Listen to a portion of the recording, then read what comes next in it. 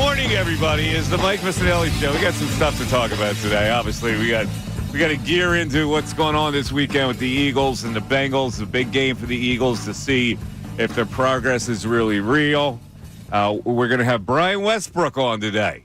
Good to touch base with B. West after a long period of time. We'll get his views on this. But this is the Mike Missanelli Show, and on the Mike Missanelli Show with Bill and Ray, we get into the current issues. And last night was a current issue. The Sixers dropped their home opener to the Milwaukee Bucks without two of their stars. And that's to be expected that they would lose that game. But the issue is still white hot. The issue of Joel Embiid. There are a lot of columnists that, really ripped the Embiid situation and ripped Embiid for not wanting to play. And So, Bill, we talked about this earlier. This when training camp started. That I didn't have a good vibe about this. I did not like the fact that he was not participating in anything. No scrimmages, and doing just doing little workouts here and there, and this notion that he is ramping up. I can't be clearer. I am so tired of this concept that Joel Embiid is ramping up. And I've got a lot of opinions on it, and they're pretty caustic. Nick Nurse, in trying to explain this thing, they put him out. The poor guy now is left out to dry with the media on trying to explain this whole thing. And he tries his best, but in trying, he said a couple things that resonated with me. He's not light enough. Now, this is what bugs me about this whole thing. Because Joel Embiid has bought into, in fact, I think maybe has fomented this situation that he's not ready to play. And that's what disturbs me more than anything. He buying into the whole thing that I'm not ready to play, and it's not important for me to play. What's important for me is to get to the end of the season. And this is this notion of if you play now, somehow you're not going to be ready to play the rest of the season. And it has gotten bigger, and it's gotten uglier, and it's gotten falser, and it's gotten more insulting to me, okay? Because this is a guy who now went to the Olympic Games. In the Olympic Games, you're working out. You're being physical. You're scrimmaging. You're doing this. You're getting trained the whole bit. Once the Olympics end, what did he do? What did his workout consist of? Lifting burritos? What? So if you're in shape for Olympics, don't you keep yourself in shape for the rest of the season? Okay, maybe you take a week off, but don't you now get back to the grind? And if the plan is for you to come back in better shape and to lose more weight, and then you come and you're not ready to play and you have to ramp up again, why should that not be insulting for fans who follow this team? I sit here and I look at this and I go, okay, I'm tired now of the rhetoric. I'm tired of the Sixers telling me, well, he's lost 25 to 30 pounds. Because I think it's horse crap. And so what I want the Sixers to do is prove it like it's a weigh-in for a boxing match. Put him in front of cameras and put him on the scale and say, last year he was 280. Look, he's on the scale now, he's 250. And you know why they won't do that? Because he ain't 250.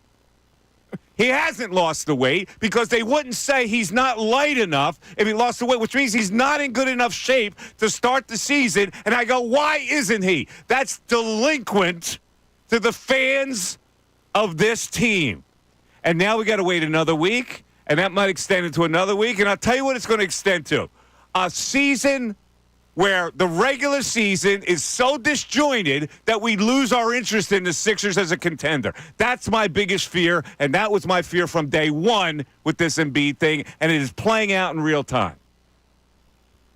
I got nothing for you, Mike. I got nothing to refute. Everything you're saying is accurate.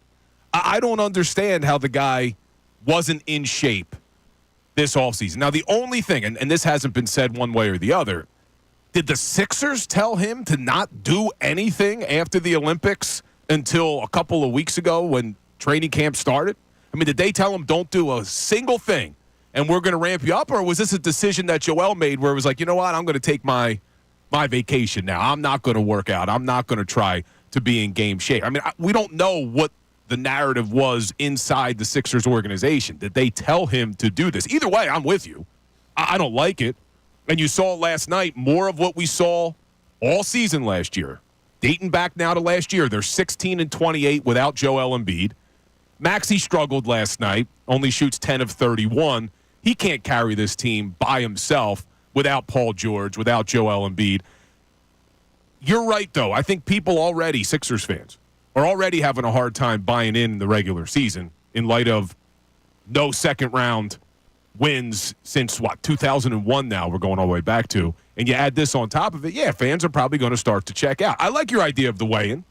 You think it'll happen, Ray? You think we'll get Joel Embiid at a boxing weigh-in? Prove it to me. Let's go. Big bad Sixers. I'm tired of taking your word for it. I'm tired of taking the word for everything. I'm tired of taking the word of fans who saw him for exactly 10 seconds in some newsreel where he's standing around with a sweatsuit. Oh, he looks lighter. Really? Oh, then prove it, because here's what I got. I got the Sixers laying at the monster that he's 25 to 30 pounds lighter to this. He's lost some weight, which is what Nick Nurse said. 2, he's not light enough. And I have had it. I have had it. So bring out a frickin' scale. And I'm going to go even further. How about this guy saying, I'm playing? How about he not buy into his own rhetoric and say, you know what? I'm playing. I want to play instead of I'm okay not playing. Because here's the important thing for this season, and as in any season, when you're trying to chase down contenders and you think you've assembled a team that's good enough to do that. Tone. You come into the season, you have to have a tone on what's going to happen. What kind of a tone have they set? They have set a tone where, well, be prepared because he's going to be in and out of the lineup. It's we're not gonna be all united as one as we try to chase down the Boston Celtics and maybe the New York Knicks. We're supposed to feel this new, fresh, exciting potential with this team.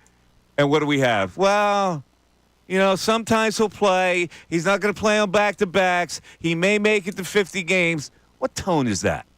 What is that? Is that a tone? No, it's not a good tone to start the season, but let me ask you, because you just said something where, Joel should say, I'm playing. Who do you think's making this decision? He is. Make no mistake about it. When they gauge his temperature, he says, you think a player that really wanted to play would get himself in better shape and get geared up to ready to play? He has become permissive to his own fallacies.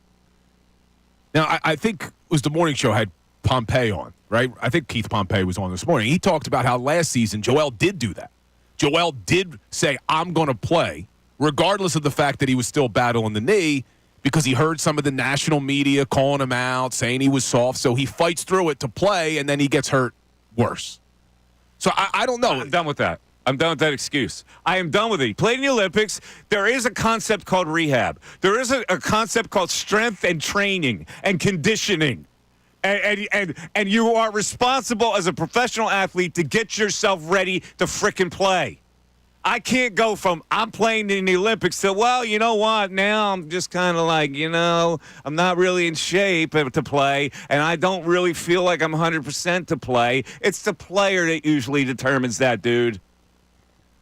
And if the organization determines it, the player always said, no, I feel good. I want to go out. I want to go out there and play. And look, I agree with you on this. I think Joel should have been ready for the start of the season. I just don't know how much of this is on Joel. That's where I kind of disagree. I don't know if this is the organization telling him. Why isn't it on Joel when you have a personal responsibility for going from one entity where you trained to the upcoming entity where you're supposed to be in premier? That's your job. This is the job, not the Olympics. This is the job that you get paid for, that you just signed an extension to play. But is there any chance, is there any possibility where it was the Sixers organization who said, look, Joel, after the Olympics, we want you to shut things down. We're going to ramp you up when you get here, but you're not playing the first week of the season. I mean, do you think the organization was involved in this decision? What does that mean? Shut you down. You're a professional athlete. You're supposed to get fat again? I don't know what they told him, but it's crazy to me to believe. What is his personal responsibility? Well, that's why it's crazy for me to believe. And if what you're saying is true, then yeah, Joel should be ripped. It's just crazy for me to believe that a professional athlete who plays at the level that Joel Embiid plays would simply allow himself after the Olympics to completely fall out of shape and gain weight and lose all of his Let's just cardiovascular. play with your concept. You don't think that that's the link with the fans? If the Sixers do have that kind of permissive attitude where they introduce the concept where he doesn't have to play, take your time, don't worry about the missing the games. What is that supposed to do to your fan base? Is that supposed to help your fan base? Because what they tried to sell now to the fan base, and what most of the fan base is believing in, is that, well, yeah, we don't need them for the regular season. We just need them for the playoffs. Forgetting about the part where you have to be together as a team. You have 8 new guys, and you're supposed to have this challenge to get together quickly to be good enough to challenge for a championship. The signaling to the fan base is terrible. My only question that we don't have an answer to is what's going on with Joel's knee.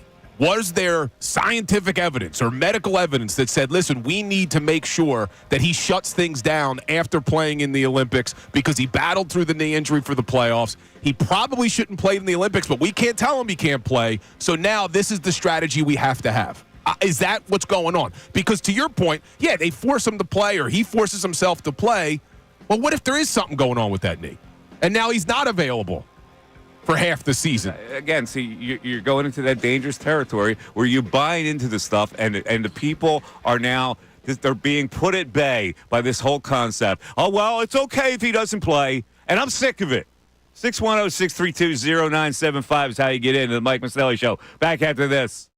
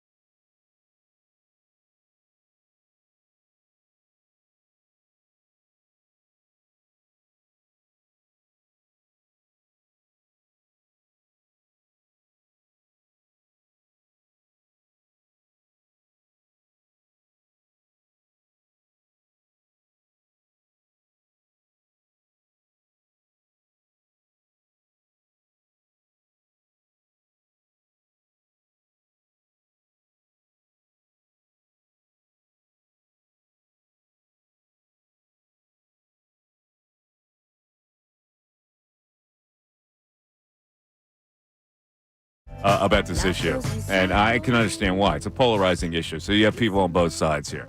10 o'clock hour, first of all, is brought to you by Window Nation. Take advantage of their 50% off sale on all style windows. No down payments, no interest for 12 full months. Call 866-90-NATION or visit windownation.com. I have not liked this from the jump because I'm going to tell you, and Bill and Ray can document this. From the jump, I was a little skittish about this notion that he was going to just lollygag through this preseason. I said, this is not a good thing. This sets a bad tone for a team that's supposed to have a new identity, right? Am I right? Correct. Yeah. Okay. So now Marcus Hayes wrote a story today, the Inquirer, where he just destroyed Embiid and the Sixers. And there's a lot of comments on this. I'll just go over a couple things that he wrote. Some very harsh. He says the unpreparedness for the season has nothing to do with delivering Embiid to the postseason healthy.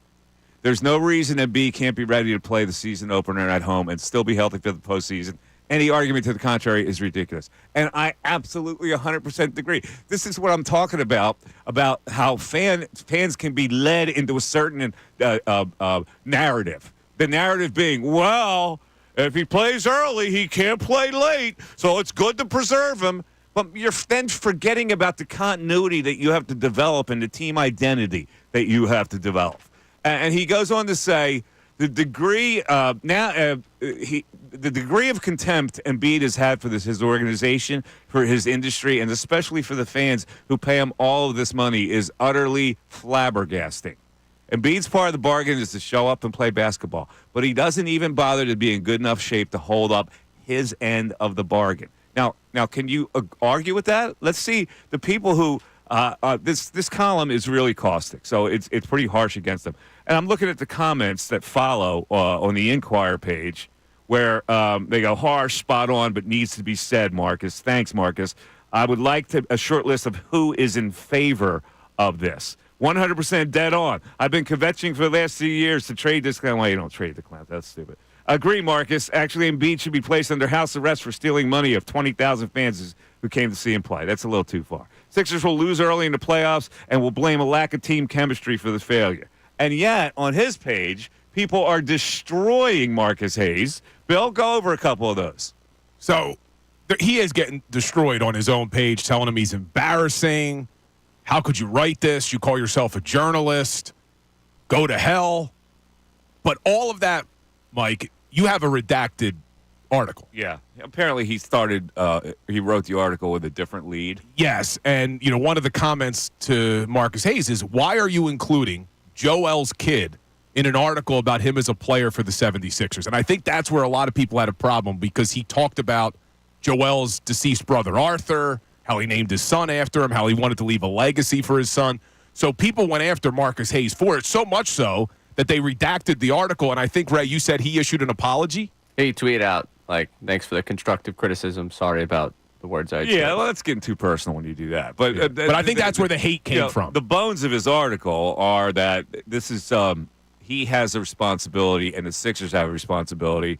And his responsibility is to show up conditioned, ready to play.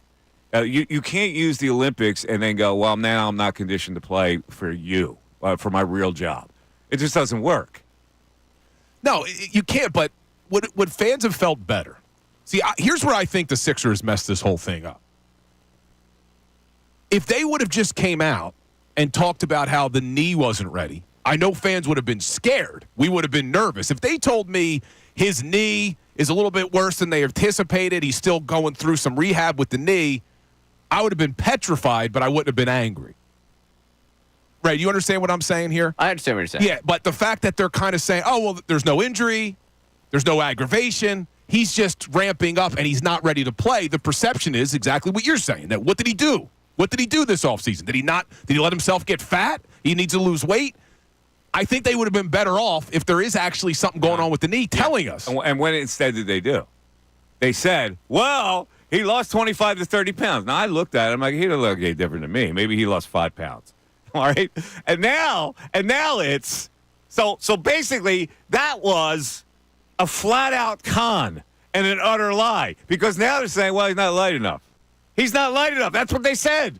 Why isn't he light enough? This is where I can't get past it. Where is that coming from that he's not light enough? There was a quote, I was reading it today, where we have Nick Nurse saying it. All right, let's go to Nick Nurse.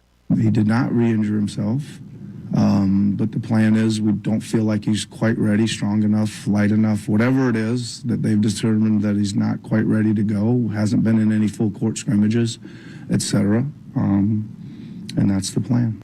Oh, okay, so he's not strong enough and not light enough. Why not? What am I, an idiot? Why not? How is it possible that you could be permissive to that kind of a lie? Yeah, and the fact that that's Nick Nurse. And he tries to, I think he realizes what he said, or whatever they determined. Not strong enough, not light enough. Mike, you're not wrong here, man. You're not wrong. Joel, you can't defend it. And if who is he, when he says they determine? I guess he's talking about the medical staff, the training staff for the Sixers. It's the whole thing. It's the general manager. It's like they don't want to. They are so terrified to have the guy play and have him wrung out by the end of the season. And I go, you're a professional athlete. It is possible to play early and late. Everybody else seems to do it.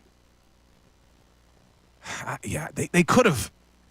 They could have still had the load management. I mean, that's an argument for another day about how they structure the season once he actually is ready to play.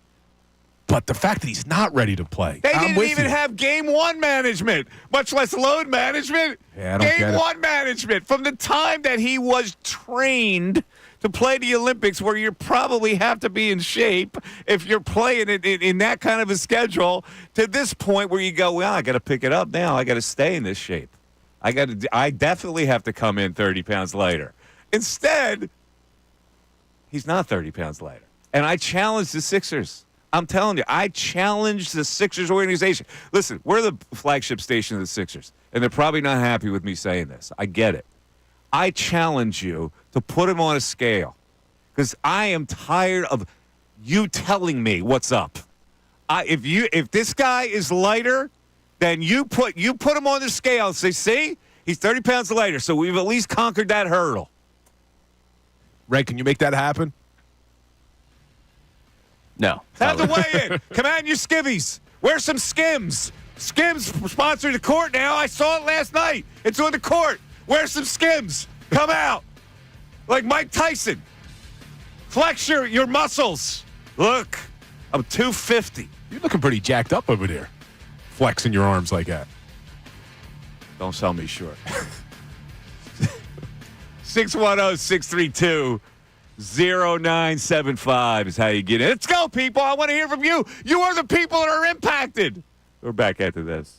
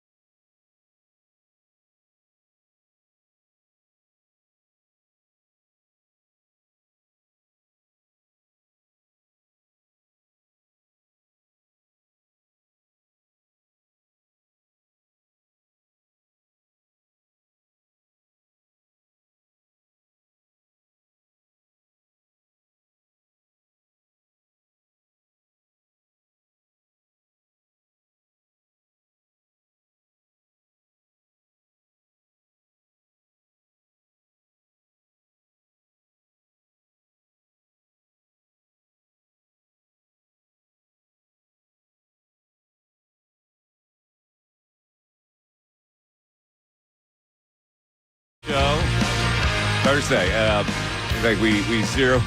The Sixers are a fresh issue, but we will talk some football issues today. Brian Westbrook will join us at 12:30. What else we got cooked up here today, right? Ben Baby, Cincinnati. Ben Baby is the ESPN Cincinnati Bengals reporter. We'll have him at 11:30. We'll get a little scouting report on the Bengals. Yeah, it's a big game. I mean, vibes are good right now with the Eagles. 2 wins in a row, going on the road to Cincinnati. Now, the Bengals haven't looked great this year, but the Eagles haven't beat the Bengals since, I think, going all the way back to 2000, Ray, if I'm not mistaken. I think is the last time that they beat it. Yeah, December of 2000. Was Ray even born yet? December, yes, 2000. Yes. How old were you the last time the Eagles beat the Bengals? I did not a year. I was, 8 months? Yeah, 8 months. Yeah, I think Jalen was 2. Joe Burrow was a toddler. We have seen a tie there. Yeah, well, I'm embarrassed. Yeah, yeah, the tie. He didn't know there was a tie. yeah. We'll get into the football stuff. This Embiid thing, I got to get it out of my system though. I can't.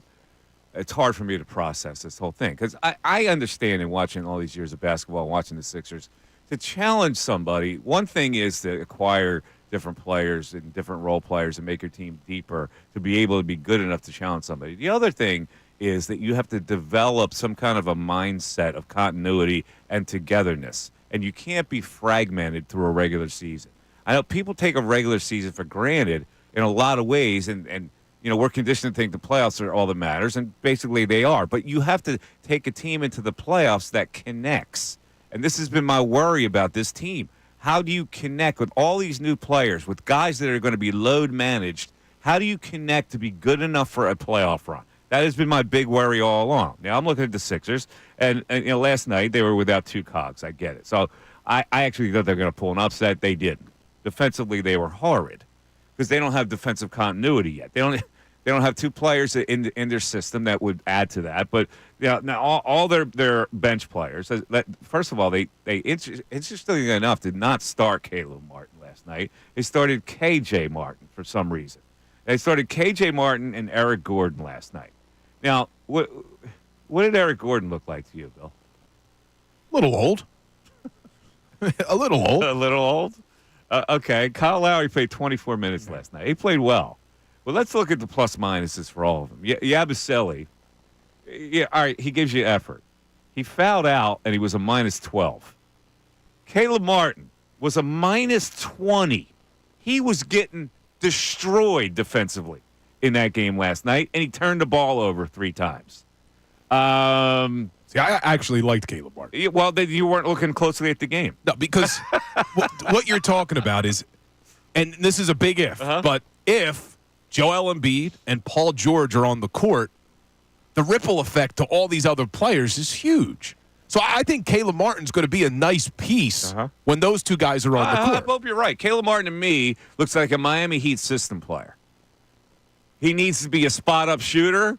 He tried to take the ball to the basket a couple times. He turned it over trying to get the ball to the basket. He didn't guard. He was off balance, whatever. Okay, he had 12 points last night. He was a minus 20. Minus 20. Okay, he and Kelly Oubre, the 2 perimeter defenders who are supposed to have the length, were a combined minus 40 in the game. Yeah, their perimeter defense was not good yesterday. I mean, Lillard looked good, too. I mean, that's another thing that we should be feeling bad about today is the Bucks look pretty good. I mean, the Bucks, we're worried about the Celtics. We're worried about the Knicks. If Lillard and Giannis can figure out a way to play together like they did yesterday, the Bucks are going to be a tough matchup. This is my whole thing. These escalating teams in the East now, you got Orlando winning last night. They're an up-and-coming team. Indiana's still a viable team. Cleveland's a viable team. And now the Bucks are a viable team. So before we even get to the Knicks, this is what I'm talking about. The regular season is not important? Okay. You limp into the playoffs as a 7th seed. We'll see how that works out for you. All right, let's go to the phones, and let's go to Tom in Alabama to start things off. Tom, you're on 97.5 The Fanatic. What's up, Tom? Tommy? Hello, Tom. What's up? Not much. Bill, how are you, man? What's up, Tom?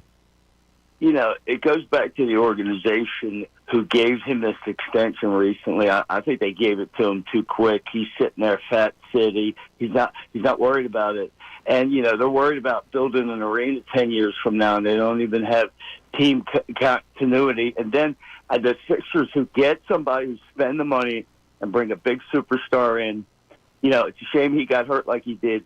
But, man, it's the same old thing with the Sixers. And as much as I've tried to support Embiid, he leaves me no outs here, man.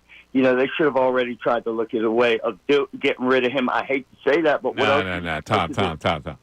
There's no way you're going to improve yourself by getting rid of him. Okay. Well, I mean, and there's no way you couldn't have not given him an extension. You've got to ride this Embiid train to the end. This notion that you can trade him and you're going to be better, it sets your organization back 5 years. Hey, that you're probably right. You know a hell of a lot more about it than I do. But as far as me being a fan looking from afar, it's a disgrace upon Allen Iverson. Yeah. I get that, but you can't overreact and say they need to trade him and need to move on, because then you're digging yourself back into the big dig hole where it's going to take you forever to get out of it. Well, okay, then tell me the outcome here if they hang on to him. The outcome is that they've got to get him playing. Have the only outcome. I understand it's not. There aren't many alternatives to this. He's got to be the linchpin for you to try to win something, and you have to try to build around him as best you can. But he's also got to take some personal responsibility and say, I got to be ready to start this season. It's important for me to be directed, to have this team directed, to grow as a team that can be a playoff team.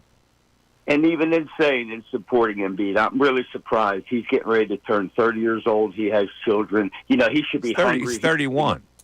He should be motivated. He should be hungry. It's a disgrace. Isn't he 31? Joel. He's not approaching 30 anymore, is he? He's 30 right now. He'll be 31 in March. Okay.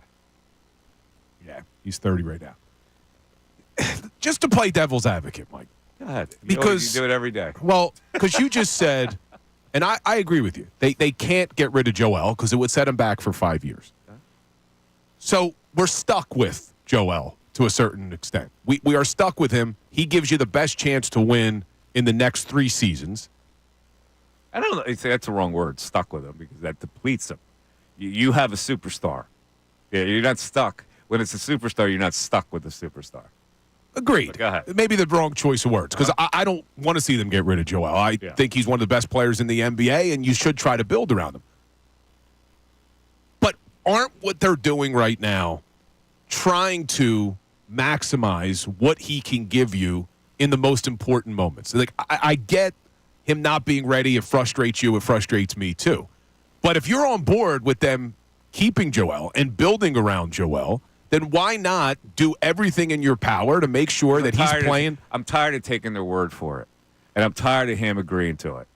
That's what it is. Okay, so I am tired of this narrative that you have to save him. If you have to save him, that means he wasn't ready to play. Why isn't he ready to play? Why isn't he in shape enough to play? Why didn't he lose the weight that you required him to lose? That's the problem. Okay, I am tired of now them saying, "Well, it's okay because we're saving them." I'm tired of hearing it anymore. It is possible to play Game 1 and to also be viable in the playoffs, is it not? If you're in the proper shape, if you've lost 30 pounds, if you've gotten svelter, is it possible that you can play an entire season with some load management thrown in? Game 1, I got to put up with it. Under normal circumstances, yes. And the only question I have that's not being answered, with him playing in the Olympics, did that do something to his knee recovery?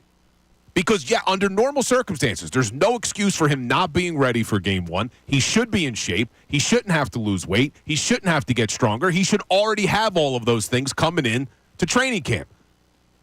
But did the Olympics set him back in some sort of knee recovery? That's what I want them to say. They're not telling us that. They're saying there's nothing wrong with the knee, that it's just a ramp up. A ramp up from what? They're not answering that question. If it has to do with the knee, then I could get behind this.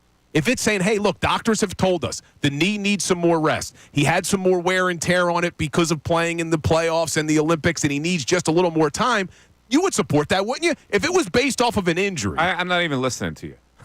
I'm tired of hearing I'm tired of hearing that narrative about it. I'm exhausted about the narrative with this kid gloves and nonsense. Who's in charge of his rehab? The Family Guy? Like, is there such a thing as being able to rehab an injury that everybody seems to do, and they come back? Not when you're as big as Joel, though. Oh, stop it! He's the only big guy in the history of the league. Not when you're as big as Joel. Then lose 30. See, I don't think we'll ever get the answer to this. Not if there's something to be as big as them. There's big guys in the league. The whole league is big guys. See, we'll never get an answer to this. But should Joel have come back for the playoffs, and should he have played in the Olympics on that knee? Is that what we're dealing with now? Because of the fact that he forced himself back. I am not. I don't have my left ear is now going to be closed down. Well, luckily I'm in your right headphone as well. I can't, no, because I've turned down my right headset as well. I can't take you anymore. I can't take this permissive side anymore. Yeah, but if you're on Can't board, take it from you. I'm going to take it from callers. all right, let's hear hear it from you anymore. Let's hear what the callers All right? have to say. All right, let's go to Mitch in Phoenix. Mitch, you're on 97.5 The Fanatic. Mitch. Mike, you're not being nice to Bill. Bill's absolutely correct. They are stuck with him. He used the right terminology. And the terminology word for that dude is stuck. Okay? So Bill said it like it is. My question to you is, sir, when Nick Nurse took the job for the Sixers, was he out of work at the time? How did that all come about? I don't remember. He had left the Toronto Raptors. He was out in orbit. He left. They came to an agreement of the minds that they'd move on. Well, I have a lot of respect for Nick Nurse, and I've seen a lot of Toronto Raptor games over the years that he coached. Why in the hell would he take the Sixer job? Why wouldn't he? Why wouldn't he? It's a viable franchise. They're in a major market city. You have an MVP. Why wouldn't he take the job? Why was that a bad job to take, the Sixers job? What, are you kidding me? Wait a minute. What did you call it? A viable what? City. A viable professional city. A viable team. Organization. Team. Yeah, that's the word you use, is team. Viable? This is the most dysfunctional organization in the NBA, and it has been for 12 years. Why? Because they lost in the second round? No, because they're dysfunctional. Oh, well, how? What does that mean? What you throw out a word. Now explain what that means. Well, I'm going to explain it. The coaches they hired, the free agents that they brought in, they haven't drafted well at all, as you know, because you're a big part of what goes on in Philadelphia sports, and I know you like drafted basketball. an all-star player with the 22nd pick in the draft. And which person was that? He's a guard. He plays for him. He's a guard, pretty good player. They got lucky. They got lucky. All right. Well, you see, if you're going to just throw out negatives, they're not stuck. You're not stuck with an MVP player. Okay, he was an MVP in this league. He was a runner-up in another year. So you're not stuck with a lemon. Okay, it's just that you got to get the guy to play. Nothing like Mitch to brighten everyone's day. Yeah, they're not a dysfunctional organization. They just happen to have lost in the second round. They've been a high-profile team that attracted the likes of a championship coach like Doc Rivers and now Nick Nurse. So I don't know what you're talking about. We're not talking about the Charlotte Hornets here. Let's go to another Mitch. Mitch in Lansdale. You're on 97.5 The Fanatic. Mitch. But hey, Mike. What's up? What's up, Mitch? Just want to say I agree with everything you're saying as far as, like, it's inexcusable that he's not in shape to start the season. It's honestly hypocritical when you're going to say everything's about, being ready for the playoffs, trying to win a championship, and you're not even in shape for the first game of the season. Yeah, so here's what we'll do. Since we need him such for the playoffs to be fresh, then send him to the Scandinavia. Let him just hang out and in the cool temperatures where the knee is not inflamed, and we'll bring him back. I don't know, maybe in April, and we're ready for the playoff run. So this is the way we preserve him. And the worst part about it, and I hate this narrative, people forget, Joel has gone into the playoffs healthy half the time. The Wizards series, he hurts his meniscus. The Nets series, he hurts his LCL. I believe the Raptors series, he tears his thumb and gets elbowed in the face. So he's been healthy going into the playoffs, and he's gotten hurt. So I don't believe this whole narrative of trying to load manage and whatnot. If he's going to get hurt, he's going to get hurt. So I'd rather him play, get continuity, show up for the fans, and you know what? When injuries do pop up, then you sit out. But this whole preventative, we're not going to sit him out because we want to hope and pray he's going to be healthy for the first round. For what? Yeah, So this idea of preserving him is what's got me going here. I agree. All right, man. Thank you, Mitch. But, Mike, I know I'm 100% agreement that if this was simply a not in shape thing, we should rip Joel, we should rip the Sixers. I still have not got a definitive answer, though. Is the knee 100% ready for him to play? Because if it's the knee that is the issue, then I don't think that we should rip Joel for not playing. What more can we do here about the knee? He had the surgery, the little meniscus surgery. He came off of that. He went to the Olympics. He seemed to be fine to play. They're training every day. They're weight training. They're running. They're doing this. They're doing that. That's over. Now we have several months until we get into the NBA season. So why can't the rehab part of this process continue to the point where he'd be healthy enough to play game one? Instead of being afraid of him playing game one, which you seem to be buying into. You buy into this propaganda narrative that we have to preserve him at all costs. We're already talking about load management. We're already talking about him not playing in back-to-backs. We're already talking about he's not ready to start the season because he's not light enough. I am tired of it. Do you agree that Joel Embiid is injury prone? What's your point? My point Everybody's injury prone. No. Everybody that plays in the NBA is injury prone. There are certain players through all sports who are more susceptible to injuries for whatever reason. Joel Embiid is a very injury-prone player. His body, I don't know if it's because he doesn't take care of it. I don't know if it's what happened when he was a kid. Who knows? He tends to get injured more than other players do. So by not allowing him to play every single game or 70 games, certainly it gives him a better chance to be healthy. If someone who's injury prone plays less, there's less likely of I'm not injury. talking about load management here. I know that's got to happen. I get it. I am talking about the time between the Olympics and the start of the season. He's ready to play in the Olympics. He's training the whole bit, and now all of a sudden he's not ready. And I'm tired of it, Bill. I can't take it anymore.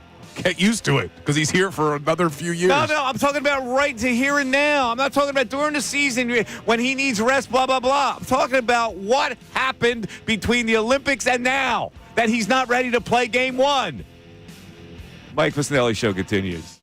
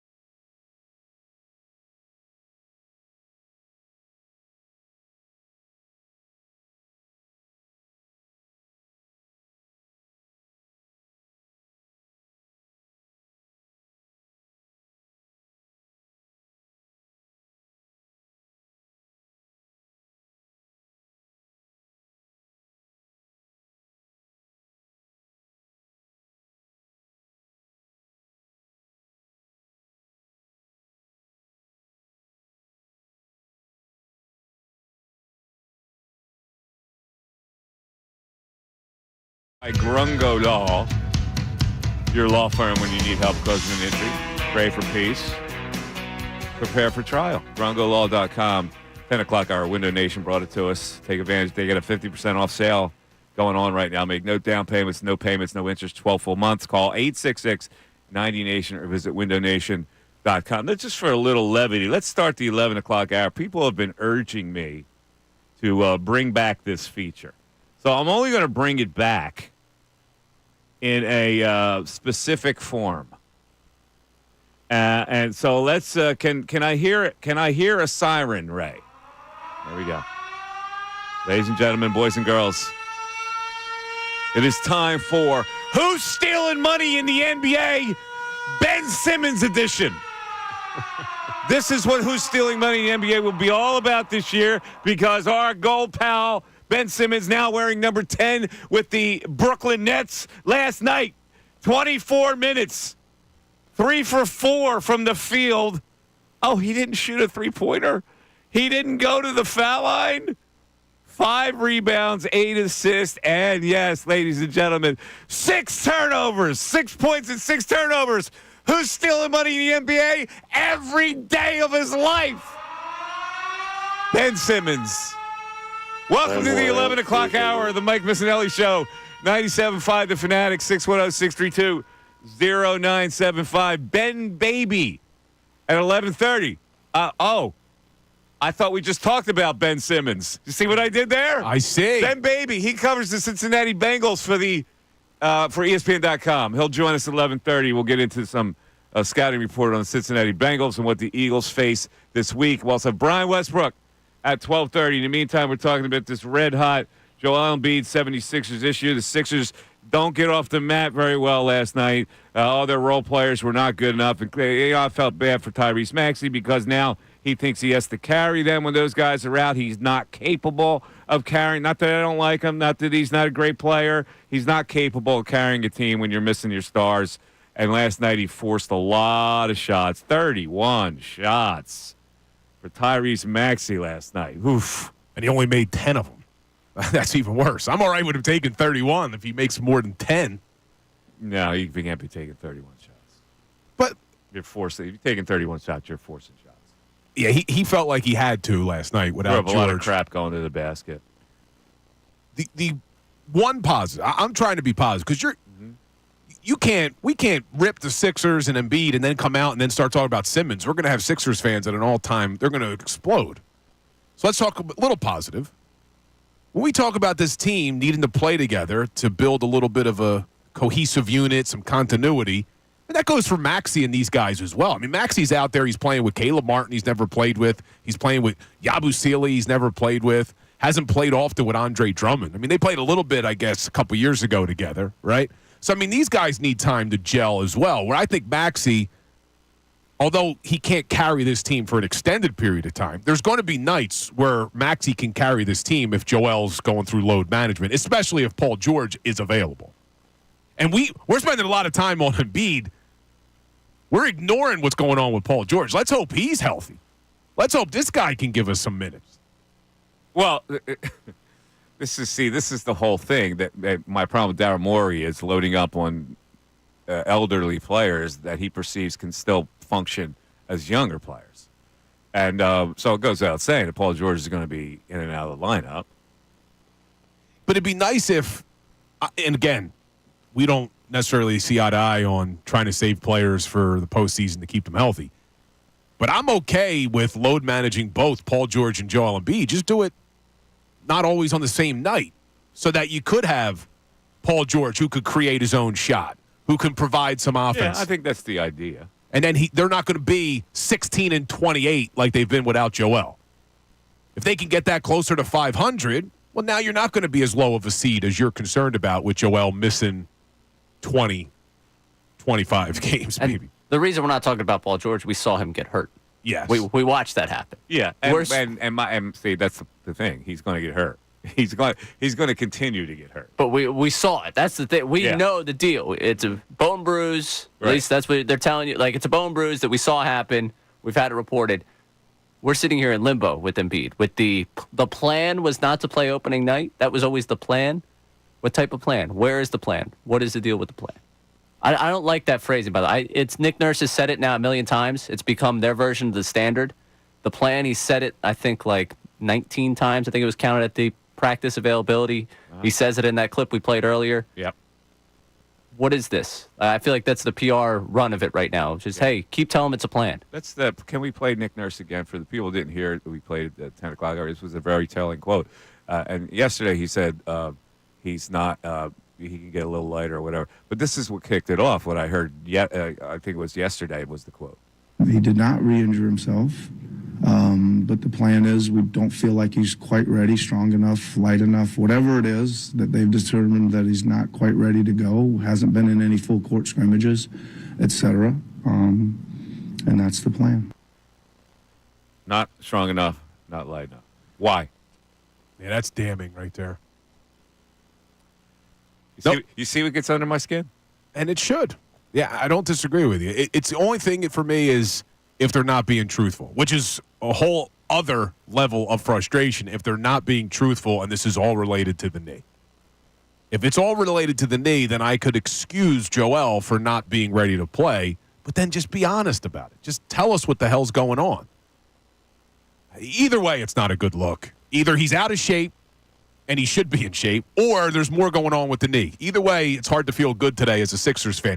You realize they played one damn game, and this is the feeling we have about the Sixers? This was supposed to be different this year. Yeah, the game has really nothing to do with it. The lady, I have been skittish about this whole thing through whole camp with this Embiid thing. I didn't like it from the jump. When everybody was conned in this, yes, they're doing the right thing because it's only important for the playoffs. That's what got me.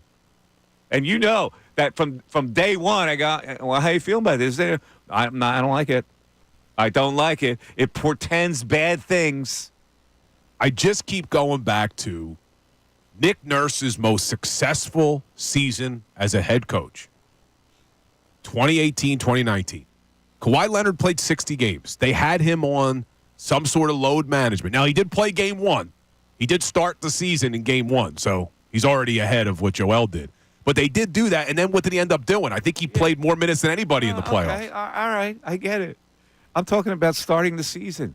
Starting the season with a good, solid, fresh approach. Not this.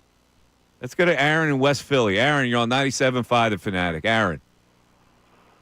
Mike, you might have to choke Bill today, man. I don't know come what the on, hell man. is going on, man. Man, because you're making too many excuses, man, for this guy. But this is what I'm going to say. This is planned. He's going to have 3 days off. This is all. Nick Nurse have to say something. They're under investigation, so he can't say he could have played. So he's going to say something. He's going to be out for 3 games. It's already scheduled out for 3 games. To give this man some rest, why, I don't know. They just frustrate me so damn much, the Sixers. Even they just starting and they frustrating me. And that's my point. What is going on? That's my point. Yeah, I mean, it's nothing wrong with the man. It's nothing wrong with him, Bill. It's nothing wrong with him. Trust me, it's nothing wrong with him. You think the knee's 100%? You think that knee's okay? Yes, I think it's okay because the NBA wouldn't say, let's put this under investigation, see what's going on.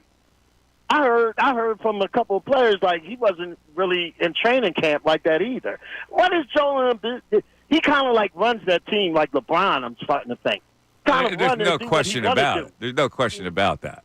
To me, he's been very permissive about this whole thing and not wanting to play. Right. So so I don't help me understand it. That's what I'm trying to say. I can't. He's hurt. He's saving himself too. I don't know. He's bought into saving himself. Yeah, he's the original guy buying into saving himself. So the organization has to go along with it. Oh my God! If you're just starting the season, what is he saving himself from? It's one game. Listen, Anthony Davis all the time. I am not an anti-Embiid guy. I love the guy. I think that there's no alternative but to try to win a championship by building a team enough around them. But I also know that the behind-the-scenes stuff where he's kind of like a total diva. And they cater to him because they have to. He's their ticket. So he's got that kind of clout. And if he says he wanted to play in that first game, he would have played. But he did. Joel's text to Daryl Morey after they lose to the Knicks is, we got to do whatever we got to do to keep me healthy for the playoffs. So whether you agree with it or not, his mindset this year is different. He says that stuff all the time. When Shaq and Charles criticize him, he'll agree. Oh, you know what? They're right. I have to do. He says stuff that you want to hear. But he's also been ripped before for wanting to get the personal accomplishments of forcing himself to play enough games to win the MVP. So what is his counter move to that? His counter move is to say, "No, I'm only considering a championship. That stuff doesn't matter." He tells you everything that he thinks you need to hear. Yeah, and Aaron says you got to choke me today. Aaron came aggressively. I agree with you on almost everything. I'm just trying to find some other. I'm trying to find some other reason for why this guy wouldn't be ready for Game 1. And if it is related to the knee, then I can't rip Joel. If doctors have told him he's not ready physically because of the knee, that's different. That's to ignore the premise on why he isn't ready. See, this is what you do. You buy into the narrative, and yet you don't look behind the narrative. The roots of the narrative are, why isn't he ready to play? He's been training. He should be training. After the Olympics, he should. Now the mindset is, okay, I played in the Olympics. And, I kind of preserved myself. I didn't play a lot of minutes, and I did have some good minutes in the Olympics, and I feel really good about that. Here's now the real thing that my life is about, which is the season that we're trying to forge to actually try to win something. Yeah, but you're assuming that doctors or trainers didn't tell him that when the Olympics ended, you need to do X. Like, we're just saying Joel Embiid wasn't in shape, but if it's related to structural damage in the knee, and I know I'm grasping at things here, but if it's related to structural damage in the knee, it doesn't matter. He's got to listen to the doctors and the trainers on that. Maybe Mike is going to choke me now, Ray. I'm not disagreeing with you. I'm trying to find reasons because it doesn't make sense that a superstar wouldn't be ready for Game 1 of a season. But number 610. But you really don't ask why. Like it's funny. I'm done. Yeah, it's time for a commercial. Mike Missanelli Show continues.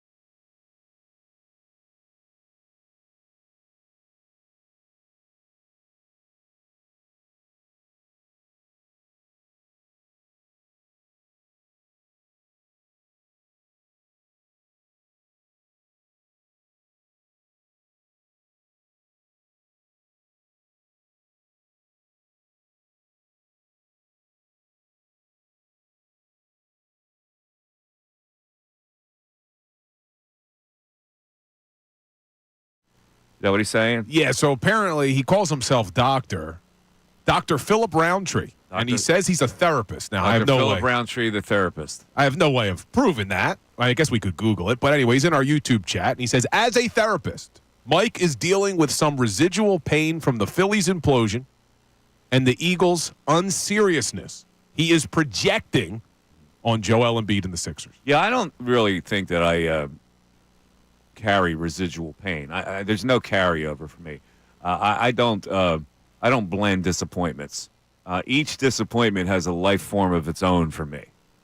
So the Phillies, that life form was put in a box. That doesn't carry over to how I'm feeling about it. I judge everything on its own fluidity and its own merit when it's current, its own currency. I think you do, too. I found him, by the way. I did, too. He is actually a licensed Really? therapist. Yes. Might want to be one of Specialize the in- 35 therapists I've seen over my life. I forgot his name. No, He specializes in Yeah. Depression, men's issues and life coaching. Yeah. Wow. Glad we found the same exact link. I need him now with working with Bill. I was going to say, I need him working with Mike. Yeah, keep that guy. Give me that guy's number. Yeah, I'll track Yeah, that down I'm for gonna you. hit him up He'll after, actually be on the 1 o'clock after hour. the show. Well, we have the therapist, then we had that Nostradamus call in the other day. Remember? We got his number, too, who Yes. could predict the future. I don't blend disappointments. Well, also, I don't know. Are we disappointed right now with the Eagles at 4-2? No, it's not. And we're not even disappointed with the Sixers. It's game one. I'm not. I have no idea how the season's going to turn out. I can only react to the issue at hand. Yeah. Now, you would agree with that statement, though, as frustrated as we are that Joel's not ready. In a few months, if this team's gelling and Joel looks good, we're not going to remember today. No, you're right. And that see, my opinions open me up to later ridicule, and so I'm not afraid of that. Well, you A can't. lot of people are afraid. Like, you're a little afraid because you're playing both sides now. Oh, yeah. I'm afraid. With my Nick Sirianni takes, I'm afraid of ridicule. I forget Nick Serianni. I'm talking about right now. You're going, well, it could be that. Right? Well, no. He's playing both sides, right? Yeah, you're not getting me on. Sorry, Mike. I know usually we've got each other on this. Yeah, 'cause Ray's you with don't me on have this. me. I'm on Bill's side. Oh, you're on Bill's side. As soon with as this. you said that you were turning off the left ear, I was like, well, it's probably best we go to calls because he doesn't want to hear what I have to say either. Oh, God, I'm going to let you hear I want the people to hear what you have to say. In this scenario, right now, I'm disappointed in play the opener. I'm disappointed that it's come to this point. I'm frustrated at the fact they keep preaching a plan that to me doesn't make any sense. If this is the plan all along, to me, I don't go the route of like anger with it not happening. I'm the route of concern right now. Because I have the same opinion as I do without the anger, basically. No, I'm disappointed. We all voiced, all three of us, that we believe the opener, you should be able to be ready for that. That's been the thing. More the difference has been you have taken the route of Joel Embiid has to have himself ready for it. I'm taking the route of I'm concerned why he's not ready for it. I'm concerned there's something more here that's not just shape. That's not just, he's resting. That this is something that actually is going to be substantial that we don't know about yet. That's All right, more so where you I'm think concerned. he's hurt? Yeah. Okay. Yeah, that's my concern as well, which then, if I that's go, the okay, case. why is he still hurt then? Why? Is there no such thing as rehab? There Like, is. What are There we is. talking about here? But he probably shouldn't have come back for the playoffs, and then certainly shouldn't have played in the Olympics. If the knee is still an issue, he shouldn't have played in the Olympics. And the fact that he did, I think that could be part of the reason why the Sixers are being so cryptic with, oh, he's just not ready, Okay, he's was it progressing. then his responsibility to not play in the Olympics? Wasn't that part of what we're talking about here? A responsibility to your own organization that's paying you the $60 million? Well, if he went into the Olympics, I'm going to go. I'm going to go out on a private speaking tour during my summer. So I go on a private speaking tour. Now it's time to start the show here in September, and I go. I'm kind of tired from the private speaking tour. What do you think the company would say to me? Well, unlike the Sixers, who don't have enough players to succeed, I think me and Ray would be fine. Wouldn't we, Ray? Ray didn't want to take the bait. wild thing for you Ray to didn't want to say. take the bait on that. You guys might be fine. I'm talking about I'm joking. what the bosses would say. You're correct. But they can't tell him he can't play in the Olympics. They couldn't tell him that. You're right. If the knee wasn't going to be healthy, Joel, he shouldn't have listen, played. Joel, we're good when you play in the Olympics. Just know that you got to stay in shape. After those Olympics, you got to stay in shape. You got to do this, got to do that. You got to drop 30 pounds and you show up for camp because we need you to start this whole thing. We have a different mindset where we added 8 new players. We're trying to blend this thing now to be good enough to challenge the upper echelon teams. So I just want you to let you know it's got to happen. Okay. They only could act, though, going into the Olympics with what they knew then. Like if we look at it now, like if you're looking at after that season, they think him taking that time off. If you remember when he was going to the Olympics, there was the whole ramp up for him there. He didn't do a ton in camp leading up until the games. The games was basically playing him back to where he wanted to be. Yeah, he was out of shape at the Olympics, right? When he first started. They said that he shut down after the season. So that my issue is if they believed after the Olympics, okay, we're going to shut him down and we'll ramp him back up to play a couple weeks into the season, that plan doesn't make sense to me. If that's what this truly comes to, okay, then we get to the place of anger. I'm genuinely concerned because I haven't seen the guy on the floor. I'm tired of the ramp up. I'm tired of hearing the words ramping up. Stay ramped. I mean, if he's you're injured, a professional athlete. Stay freaking ramped. But if it is an injury, that's the only excuse I'll give him is if it's the knee so we find injury. out it's not an injury. How are you gonna feel? I'll be as angry as you are. There's no reason that he's not in shape if it's not because of an injury. To get the second level thinking before you guys do. You have to actually wait for the whole the circumstance. I'm already processing that circumstance. I don't think we're ever going to get the answer. All right, we're going to come back to Cincinnati Bengals with Ben Baby. He covers the Bengals for ESPN.com. That's coming up after this. Everybody wants to hold on with the Embiid. We want you today. We want to hear your opinions. Mike Missanelli Show continuing.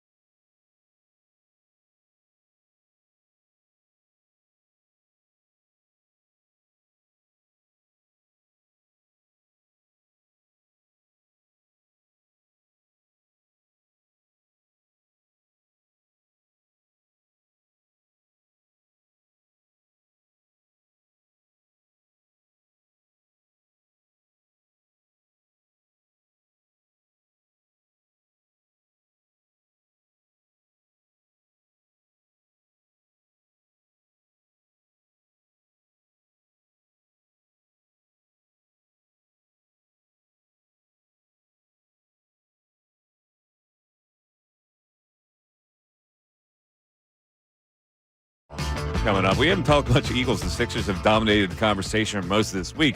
But the Eagles are in a big game. This is a game when we looked at the schedule and said, oh, it's weakening up a little bit. But this is a game that we go, I don't know about this one. And then the Bengals got off to a bad start, and then they're rallying. So for the lowdown on what the Eagles face this Sunday, let's bring in the man who covers the Bengals for ESPN.com on the Comcast Business Hotline, Ben Baby. Ben, how you doing today? Good. How are y'all doing? Fantastic. All right, now tell us about this team because they started off bad to the point where you go, well, I don't know, now it's going to be a climb for this team to make the playoffs when they were absolutely supposed to make the playoffs. They've won 2 in a row. They're 3-4, but they've only beaten the Giants, Browns, and Carolina with that overtime loss to the Ravens thrown in there. So that's a big get for them. What are they right now? Yeah, I think they understand that this weekend's going to be big. And I talked to Bengals defensive end Sam Hubbard earlier in the week, and he said basically if we want to find out if they're going to be contenders, this is the kind of game that they've got to win. The Bengals have been unable to put a complete game together this season.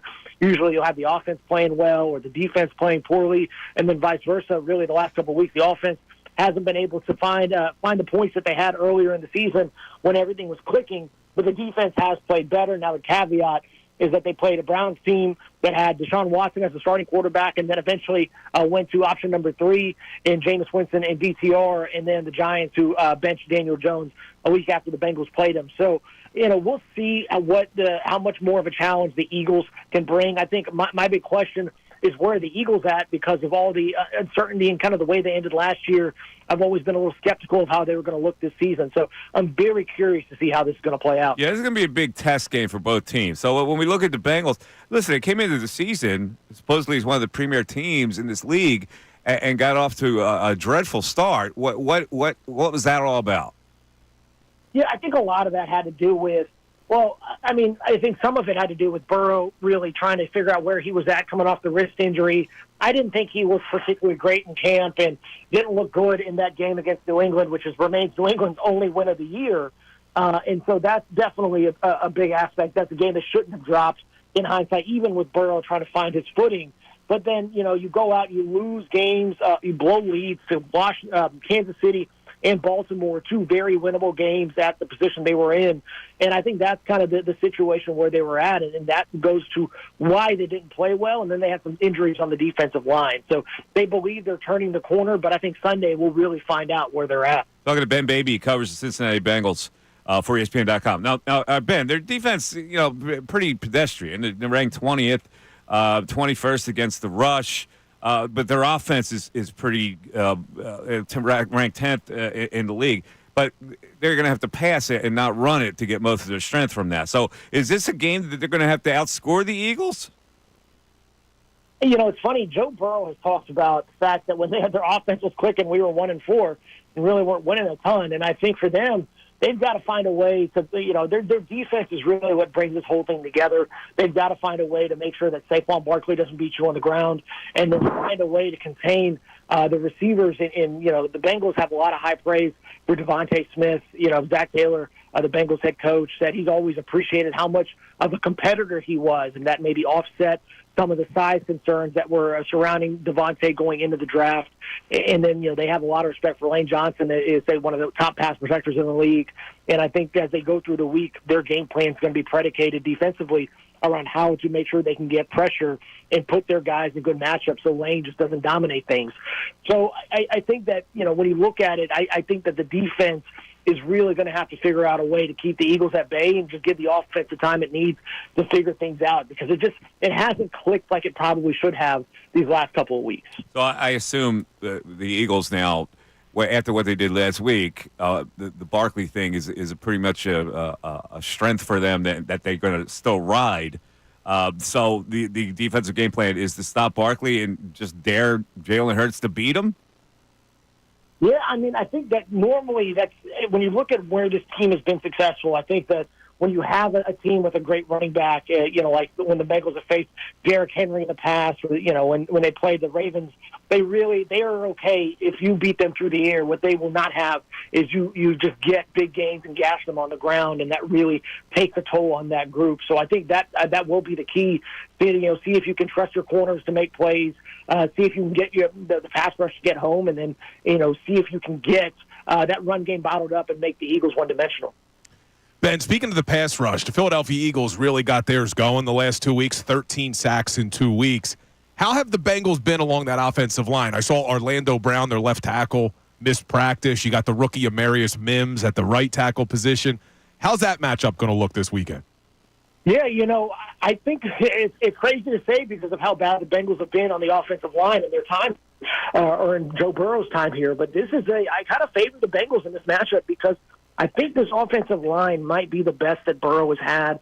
Orlando was limited at practice yesterday. I think it was a good sign that he was out there. I expect him to be a little bit better and probably increase his workload as he goes through the week. And Amarius Mims has been really impressive as a rookie.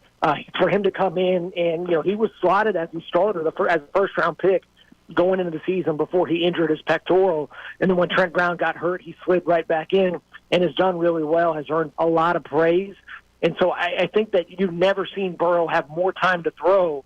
And so I do favor this matchup, for the Bengals on that side of the ball. All right, so we're talking about a 2.5 line, 2.5 point line, Bengals favored, which is a tad less than the normal home field advantage.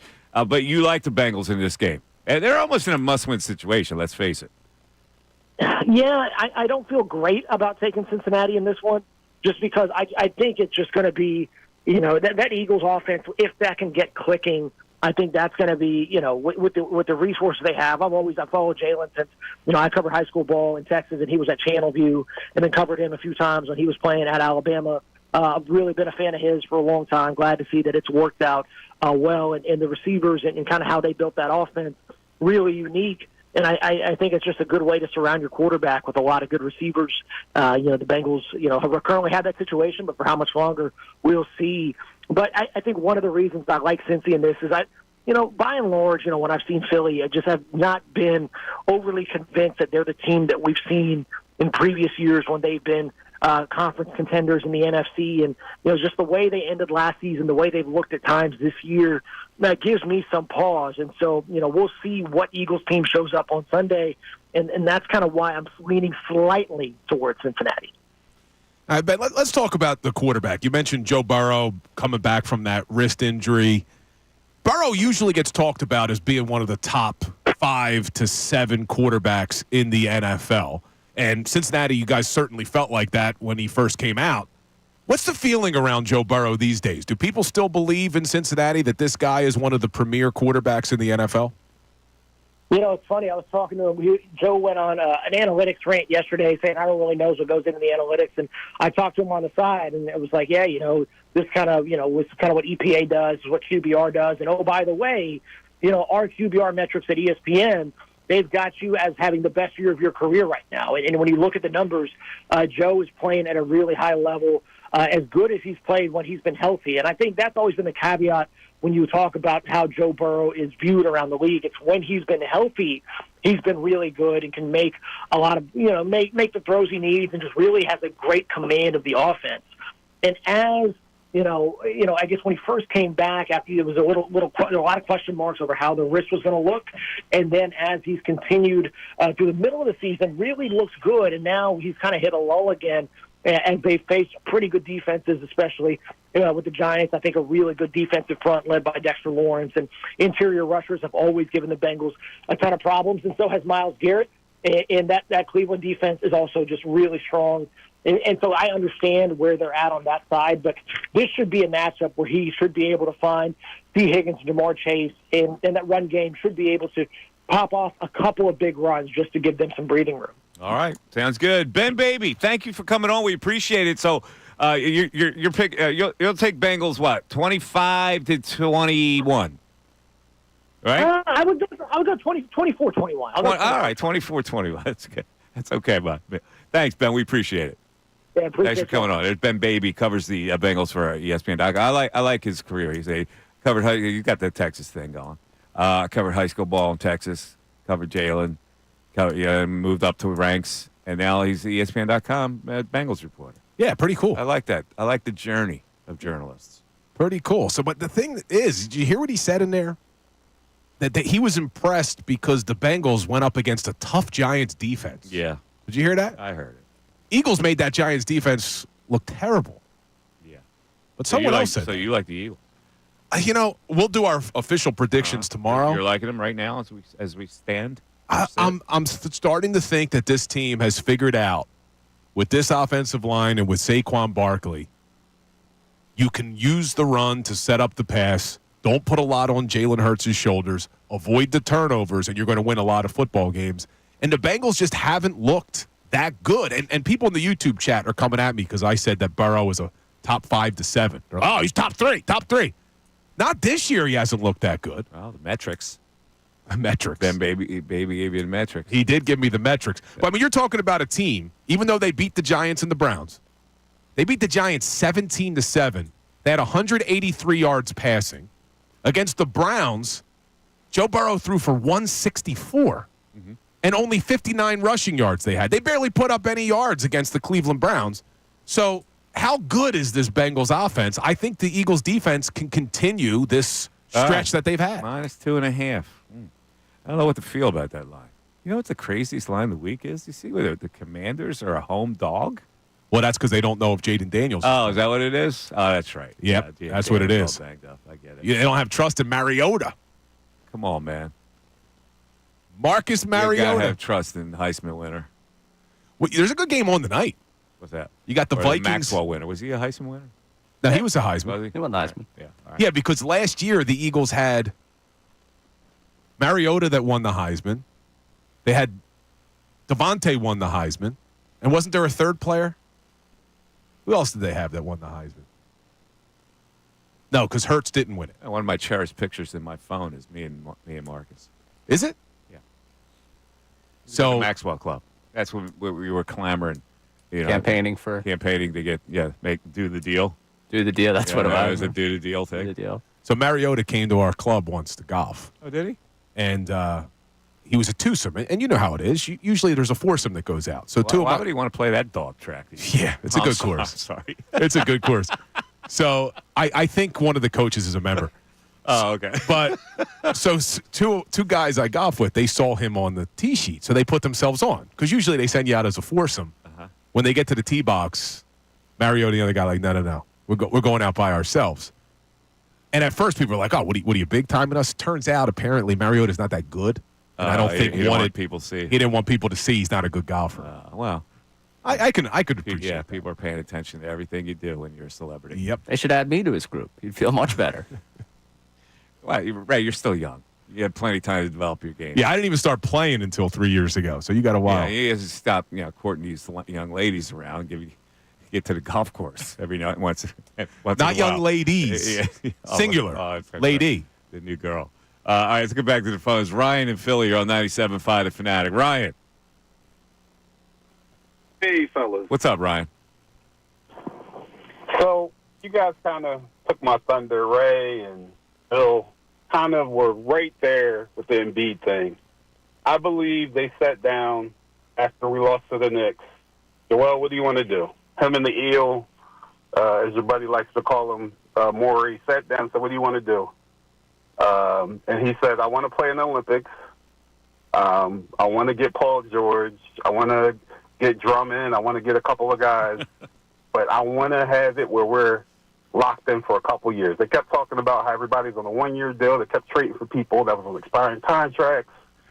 So if you notice, everybody that signed, for the most part, Caleb Martin, Oubre, obviously Maxey, Paul George, and Embiid all signed for at least 3 to 4 years. So the next 3 to 4 years is probably going to be the team. They're going to end up probably trading KJ Martin and some picks for another piece. Outside of that, this was the plan. Him not to play early in the season.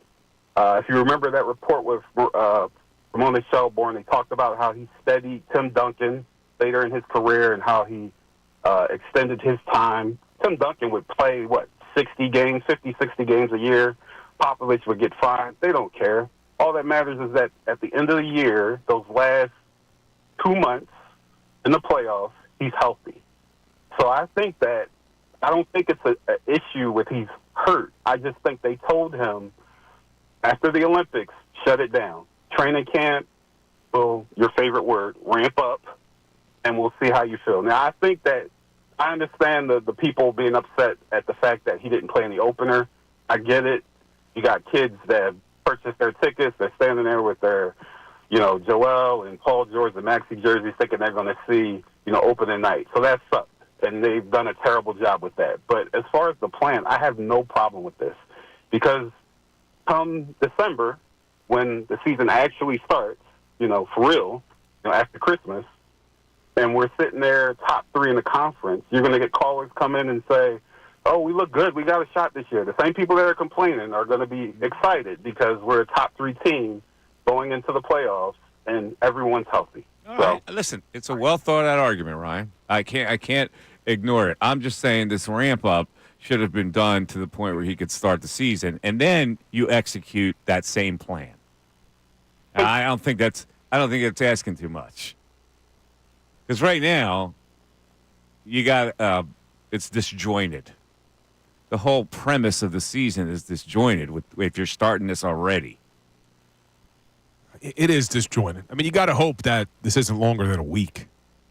As frustrating as it is right now, if this weekend we get a report that the Sixers are shutting them down for even longer, I don't know if I want to be here next week when Mike gets on the air. No, I said my piece. I don't really have to add anything. You know clearly what I feel about this. Like this notion that this kid gloves treatment as we go into the season is what I don't like. If you want to load manage during the year, go ahead. I got it. I understand it. But this notion that he's not ready to play, I don't buy. I'm sorry. I just don't buy into it. You've had plenty of time to get ready to play. And now we're going to start the season with you not ready to play, and just everything's all fouled up. So you don't think he should have played in the Olympics? Oh, he could play in the Olympics. Play in the Olympics. There's a couple months before the season starts. Keep that same physical level. Don't try. Why does it have to drop off? Again, only if it's related to the knee. Well, Ryan said he doesn't think he's injured. It's part of the whole plan. Shut it down after the Olympics, and then we'll ease into the season. If that's the case, I'm furious too, as is Ray. But if there's something about the knee that's preventing him from being ready, well, then you can make the excuse, for lack of a better term, that you understand. It must have the only need. It doesn't get better. Really, it's incredulous to me. Like these guys that have these knee problems, rehab, do this, to go to Germany to get a shot of Synvisc, whatever they do, they get platelet therapy. Apparently, this is a knee that you can never get better, even though there's been surgery and the whole bit. Well, he's got that. What is it? Chondromalacia? Is that what he's dealing with? Mitch and Phoenix told you yesterday. Is that what he said yesterday? Yeah. So I think it's something. You're taking Mitch's word in this one? I didn't listen to Mitch. I thought I read that somewhere. All right. I think that's what Mitch and Phoenix said he had yesterday. All right, coming up. It's the news at noon, ladies and gentlemen. And more of your conversations. This is a great conversation. This is what I love about Sports Talk Radio, when you get into the issues with people who have opinions. I love it. Mike Missanelli Show. Back after this.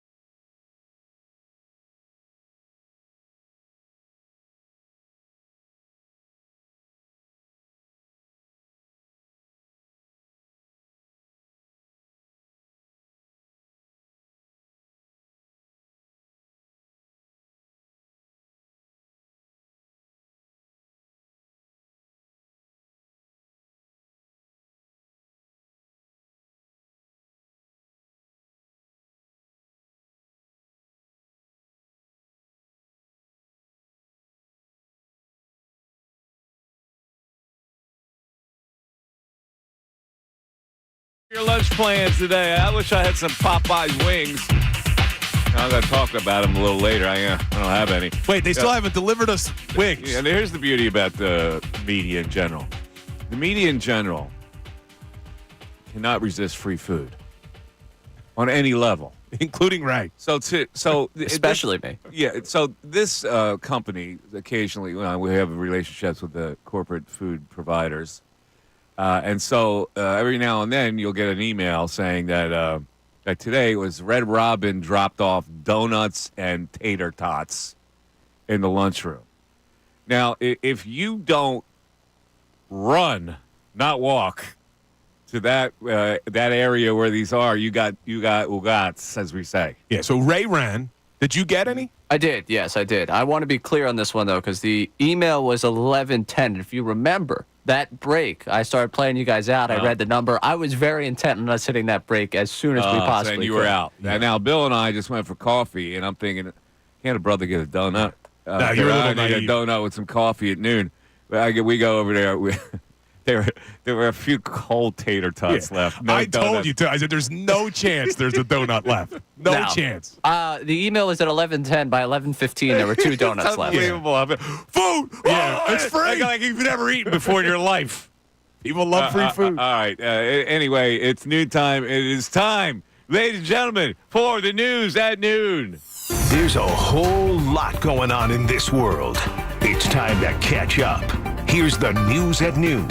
97.5 The Fanatic and 97.5thefanatic.com. Yes, the news at noon. Ray Dunn scours the globe for some interesting little tidbits. Ray, what do we have today for the news at noon? I feel like I'm working in Boston sports talk with some of the clips I played this week. Starting with Missoula, we're going to move to drama with the Patriots, I guess. Jarrett Mayo this week called his team soft.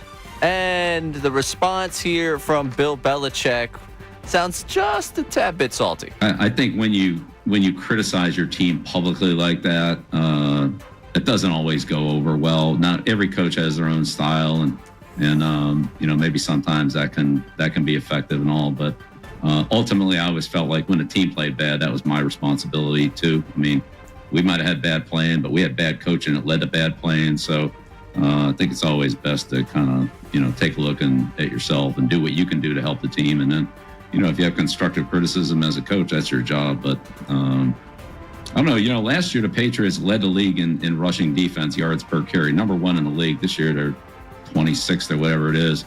It's the same players. I don't think that those players on defense are soft, but they haven't stopped the run very well this year. Well, in other words, they might be soft. But I agree with his premise that I never think it's a good idea for a coach to go to me, because here's what the players perceive. When you do that, players go, oh, he's selling out to the media. The media is already our enemy. He's selling that, so he's joining the enemy. That's why it's never good. Yeah, but it is interesting that Belichick cites too. Well, last year. The Patriots. Yeah, the Patriots were. Well, who was the head coach last year? Yeah. Bill Belichick. Yeah. And if you noticed, every team he's criticized, there's been a little self-serving in it. Yeah. Went after the Jets. Then he just makes a point to talk about the Giants because that job may be open in the offseason. I don't know, Billy. He's got to get back his strength. He's squiring around. He's got 24-year-old GF. And you know who would he's never get powerful again? You know who would never publicly criticize their team and call them soft? You know it, Ray. Go ahead. Feel free to say the name. Hell yeah. Yeah. So, Serianni it is never funny. do that. He's a player's coach. They love him, and they go through hoops. You mentioned him being self-serving with these coaches in the openings. You did not mention the fact that he's been very, very complimentary of Howie Roseman. Yes, he's he throwing has. flowers at Howie's feet every step of the way. Well, Bill's not stupid. I mean, he knows there's a few options where you go. Like, he's criticized Doug Peterson because Jacksonville's an option.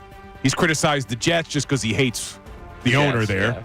The Giants because that may be an opening. But you just didn't mention the Eagles. You conveniently, while you're talking about Bill Belichick, you just didn't mention the Eagles because, you want to make sure your boy's job is safe and secure. Only if they win, right? Ray, I think you just offered us a Billism. You said the word complimentative. Complimentative. It's complimentary. Compliment. Yeah. Words. Good. Keep talking. Good job, Ray. Nah, I'm doing great here. I'm going to just turn this back to the audio clips. Ray, all of the sudden, That's a Billism. Don't worry about it. What's the third? We're only on 2. We've only gotten to 2. Oh, we're only on 2? Only on That's right. 2. Okay, what's number 2? Segment's going great. They never did news at noon again. All right, we're moving on. Anthony Edwards, again, I can't get enough of him talking. He's talking about the 90s, and Justin Jefferson set him up to deliver just another banger. If I was in that generation, like, what would have been my goals? Like, what would have been you? Like, I would have been. They gonna hate me again when I say this. Yeah, I already know. I would have been the guy that could like match up with MJ. I would have been that matchup. Mm-hmm. That would have been me. Wait. I lost track of what that was about. What was Anthony Edwards. If he played in the 90s. If he played in the 90s, he'd be the MJ. guy covering, matching up with MJ. He would be the contemporary, the one going back and forth with him. Yeah, he's gotten. He's fallen in love with that comparison. That he's the modern day MJ. Dude, you got a long way to go. Yeah. I hate to break it to you. A long way to go, and as good as Edwards is, I don't think he'll ever get there. No. All right. This doesn't play on radio, but his shoe brand, like the new commercial they came out with for his first shoe, I would go watch it. He just cracks me up. I know he's serious about this, but if I just take it as a guy like, wow, this guy really, really likes to talk about himself, please go watch it at some point. I thought it was a really well done commercial. What's the shoe? It's his first signature shoe. I forget what's the brand. Adidas. Yeah, he's making headway. New Balance is coming up strong. But they got Making a Embiid. push. Yeah, it's Adidas. They got Max. I think. He's Adidas. Adidas? Okay. Anthony Yeah, Edwards is Adidas. New Balance is Embiid too, right? No, he's Skechers now. Oh, he's Skechers. That's Yeah, right. That's right. But Skechers. Yeah. That's probably why his knees always hurt. He went. Oh, he was come on, Under man. Armour first. Yeah, because him and Curry were Under Armour together, right? That was the Maybe they did the whole press tour together. Yeah. All right. Could be the Skechers shoe though. That's the issue with Third Joel. one. Last one here. I have not played any Kelsey clips for you guys throughout the entire run of News at Noon, mostly because of the fatigue. I'm going to play one for you. Okay. This may be the last time they show up at the News at Noon. They were talking about NHL players who could make NFL players, which is a whole conversation in itself. But there was a little anecdote here about Claude Giroux I thought was interesting. Now that the NHL season has started, which hockey players, past or present, do you think could play in the NFL? And what position? Eric Lindros could play in the NFL. You think he's a tight end? He's massive, man. He could have put on weight easily and played O-line. I'm thinking he was a tight end. I think that's probably the most accurate. Rocking jersey number 88. Come on, man. He's a tight end. Who else? Freaking Yager with this freaking mullet would have been awesome to watch out there on a football field. That would have been awesome to see. I don't know what position he's playing, but I'm with you. You think Claude Giroux could have found his way as a wide receiver or something? I mean, he's feisty. That's what I'm saying. Maybe DB? DB's tough. Maybe safety. He used to come in and ask to arm wrestle anybody. So mentality-wise, yes. Physically, gonna have to see that. Wait, Claude Giroux used to go in to the Eagles locker room and asked them to arm wrestle. Really? According to Jason Kelsey. Wow, that's breaking news. Yeah. Who's just like letting him in? Is it like post game? He's like, oh yeah, I got you. I don't know. All those athletes, they have carte blanche to walk through each other's doors. And big egos. But the arm wrestling thing. Does Claude Giroux look like a strong enough guy to be like arm wrestling people? Am I missing something here? No, he didn't have a big upper body. I mean, most hockey players don't. They're below the waist. I want a list of every Eagle that lost. To I let you off the hook there. With really I realized what I said. All right, and that'll conclude our hockey talk for today. Yeah. Every update, I'm letting you know they've lost 6 in a row. But honestly, though, what a dumb question. What hockey player could play in the NFL? I played both sports. There is really zero translation from one to another. Like, there's nothing that comes over. There's nothing. Your skill set on an ice hockey rink doesn't translate to the NFL football field. Translates to golf. It does translate to golf. The golf. Those slap shot forearms. It does help. you. That is the news at noon today. That's the Flyers lost again last night. They lost at a home at home. I don't know. I don't know what you want us to say about the Flyers. I mean, this love of the head coach, I think, has been so overrated. He's the perfect coach for this team. He's the perfect coach for this young team. I mean, come on. They're slogging along. I mean, what the hell is this team? Bill, you're a hockey man. I've disagreed with some of the things Tortorella has done, specifically on how he's handled the whole Sean Couturier situation. But there's people calling for him to be fired right now. They are? Yes. Most of the fan base loves the guy. He's the best part of the organization. I saw it on Twitter yesterday. The question is already being asked, should the Flyers fire John Tortorella? And I think if you have that mindset right now, then you went into this season with your expectations way too high. Now, they shouldn't have lost 6 straight. They're 1-5-1. But this season is all about developing the young players. It's not about making the playoffs. The chance of them making the playoffs was slim to begin with. So you got to just realize what this is for. Tortorella's job is to develop these younger players. It's not to win games and make the playoffs.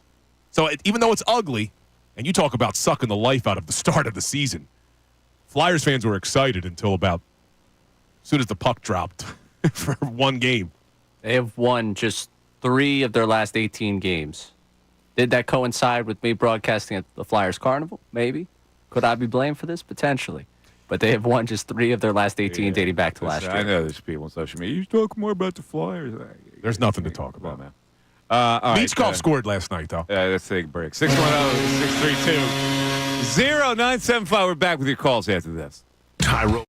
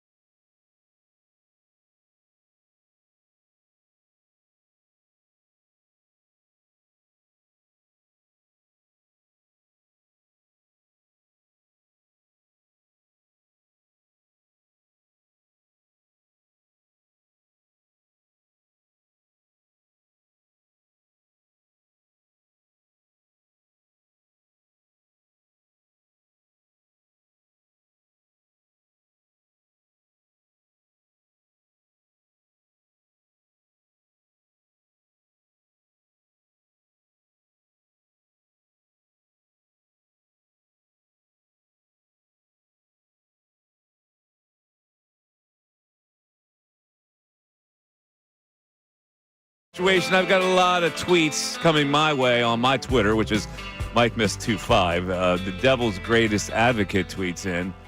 These are the same people that bitched at Joel that he was sitting out games, then looked real dumb when he actually injured his knee, actually trying to play just to shut them up. So people gonna need to shut the bleep up and let him handle it.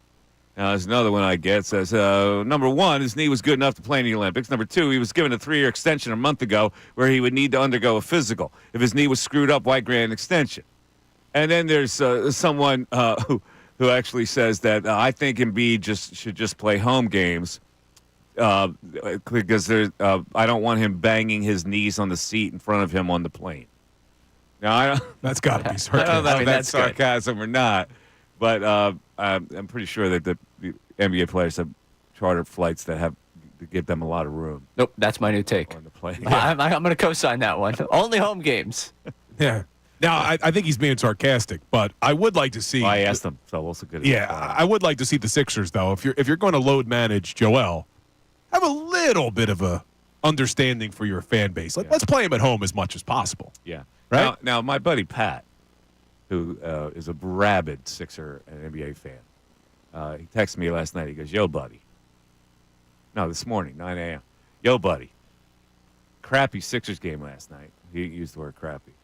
"I don't feel anything about the Sixers right now. Total apathy." And this is a guy who's usually diehard. Oh, yeah. Probably going to be getting a lot of that. All I right. don't think he's alone. And Shams tweeted out about an hour ago that the NBA officially has started their investigation into the 76ers regarding player participation of Joel Embiid. So maybe we'll learn some more once that investigation's completed. I want a number of investigations done on organizations over the last 5 years. What are they investigating exactly? What's that? That's a sham? Well, I guess because That they're he sat saying out? Like, he's not injured. you know, they have a right to sit out a player. Yeah, but there's all rules about it now. The player participation, whatever, that they all agreed to in the, new CBA was. Yeah, I think they're not allowed to sit out nationally televised games. They're not allowed to sit out NBA Cup games. And I guess last night was a national televised game, yeah. right? So that's probably why. You had Mike Breen and Doris and Richard Jefferson. Not a who bad job by decided to Richard button his Jefferson. shirt and put a tie on.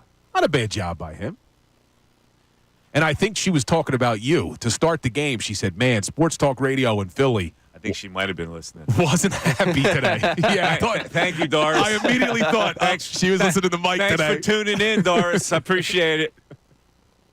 Greg in Bethlehem, you're on 97.5 The Fanatic. Greg.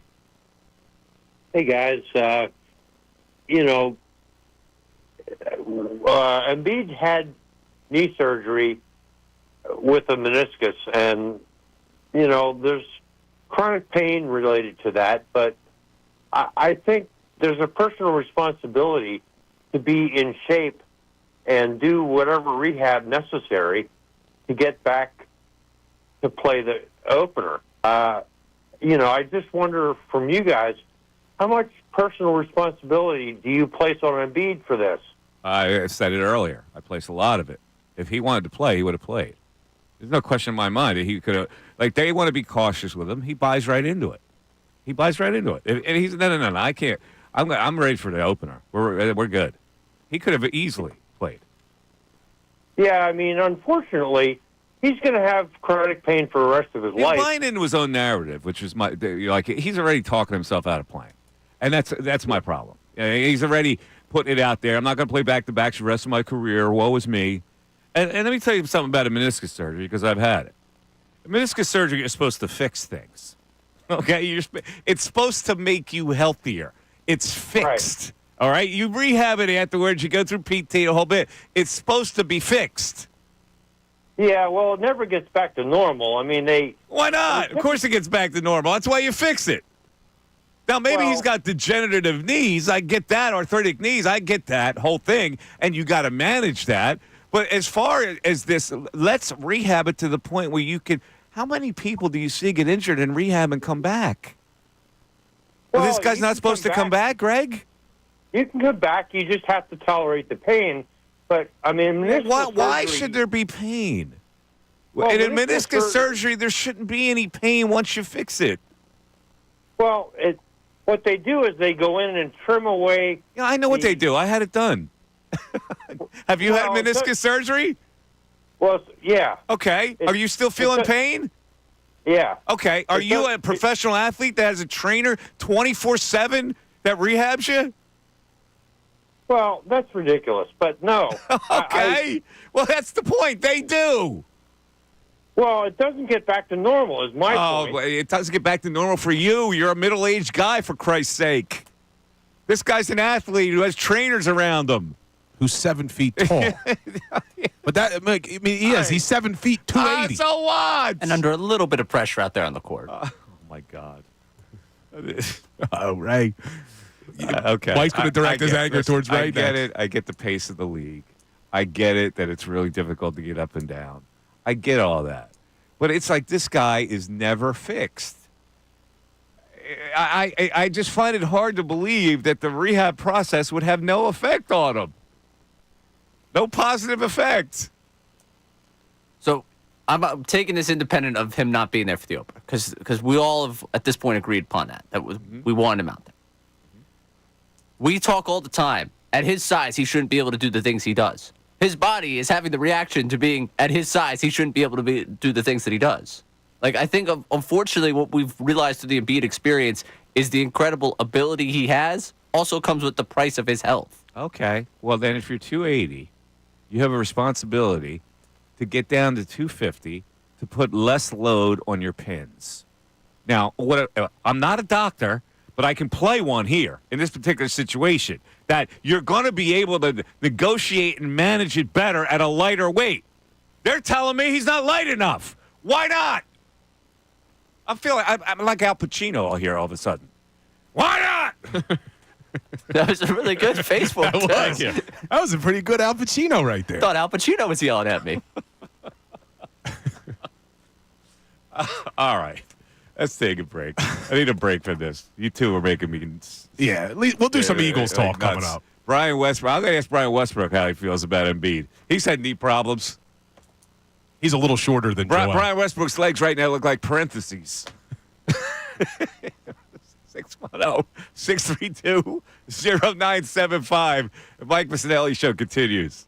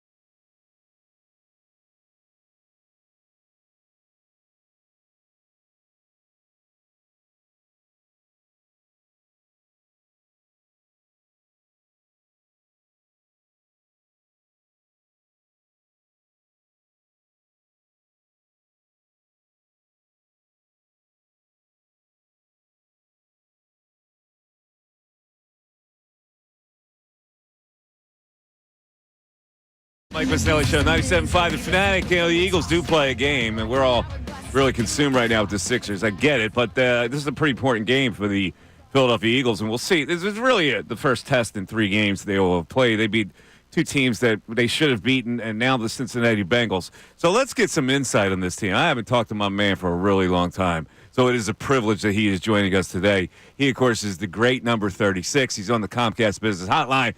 Brian Westbrook. B. West, how you doing? Mikey, Miss, it is my pleasure to be here today, man. I am so excited to be able to talk to you again. I'm doing really, really well, man. Excited for this weekend. Awesome. All right, let's talk about, I know you follow this team, and so last week they ran the football. And I'm thinking, I wonder what B. West is thinking about this. I especially thought of you when Saquon lowered his shoulder and just drove that guy into the ground like you used to do, right? I tell you what, Saquon looks so. I mean, he's just looked really good all season long. He's looking quick, very explosive. He has that long speed. I thought he had a long touchdown on his hands last week. He continued to show why he has been one of the best running backs in the NFL over the last 5 to 8 years, as long as he can stay healthy. And that's really the key to a lot of our seasons here in Philadelphia: health. But B. West, here's the thing now. They've kind of flipped the script. Now, with that heavy running attack, it was very successful. Now, they play better teams that shut down that running. They're going to have to. But is this the way this team should play now? They hired an offensive coordinator supposed to put dazzling motion in there and beef up the passing attack. And they went basic last week, and they beat a team in a submission. What do you think? Well, listen, the Giants are not a very good football team. The Browns are not a very good football team. So hopefully against those types of teams, you're able to do whatever the heck you wanted to do. You wanted to Saquon playing his former team. You want to get him going. You want him to have one of those days, the same type of day that he had last week. And so that makes sense to me.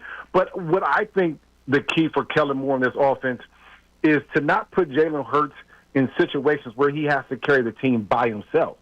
And that means run the football. That means hand the ball off. That means put him in third and manageable, 3rd and 3, 3rd and 4. That's what you have to do. You have the talent to do it when you have Saquon Barkley in the backfield in a very good offensive line. Why not hand him the football and make the game easy for Jalen Hurts? So many people will say here to that, Mike, well, you just paid him $257 million. Why would we need to make it easy? Because you want to win games.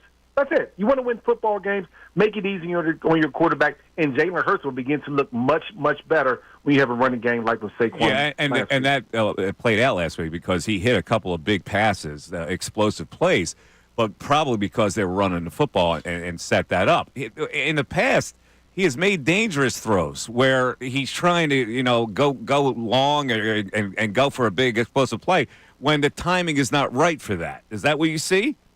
Well, it's too much pressure on them. I mean, just think about the games where A.J. wasn't playing. All the pressure falls back on Saquon and, of course, the quarterback. And now you're trying to make plays without your best receiver, probably one of your best players. I would go back and forth between A.J. and Saquon as the best player on the team.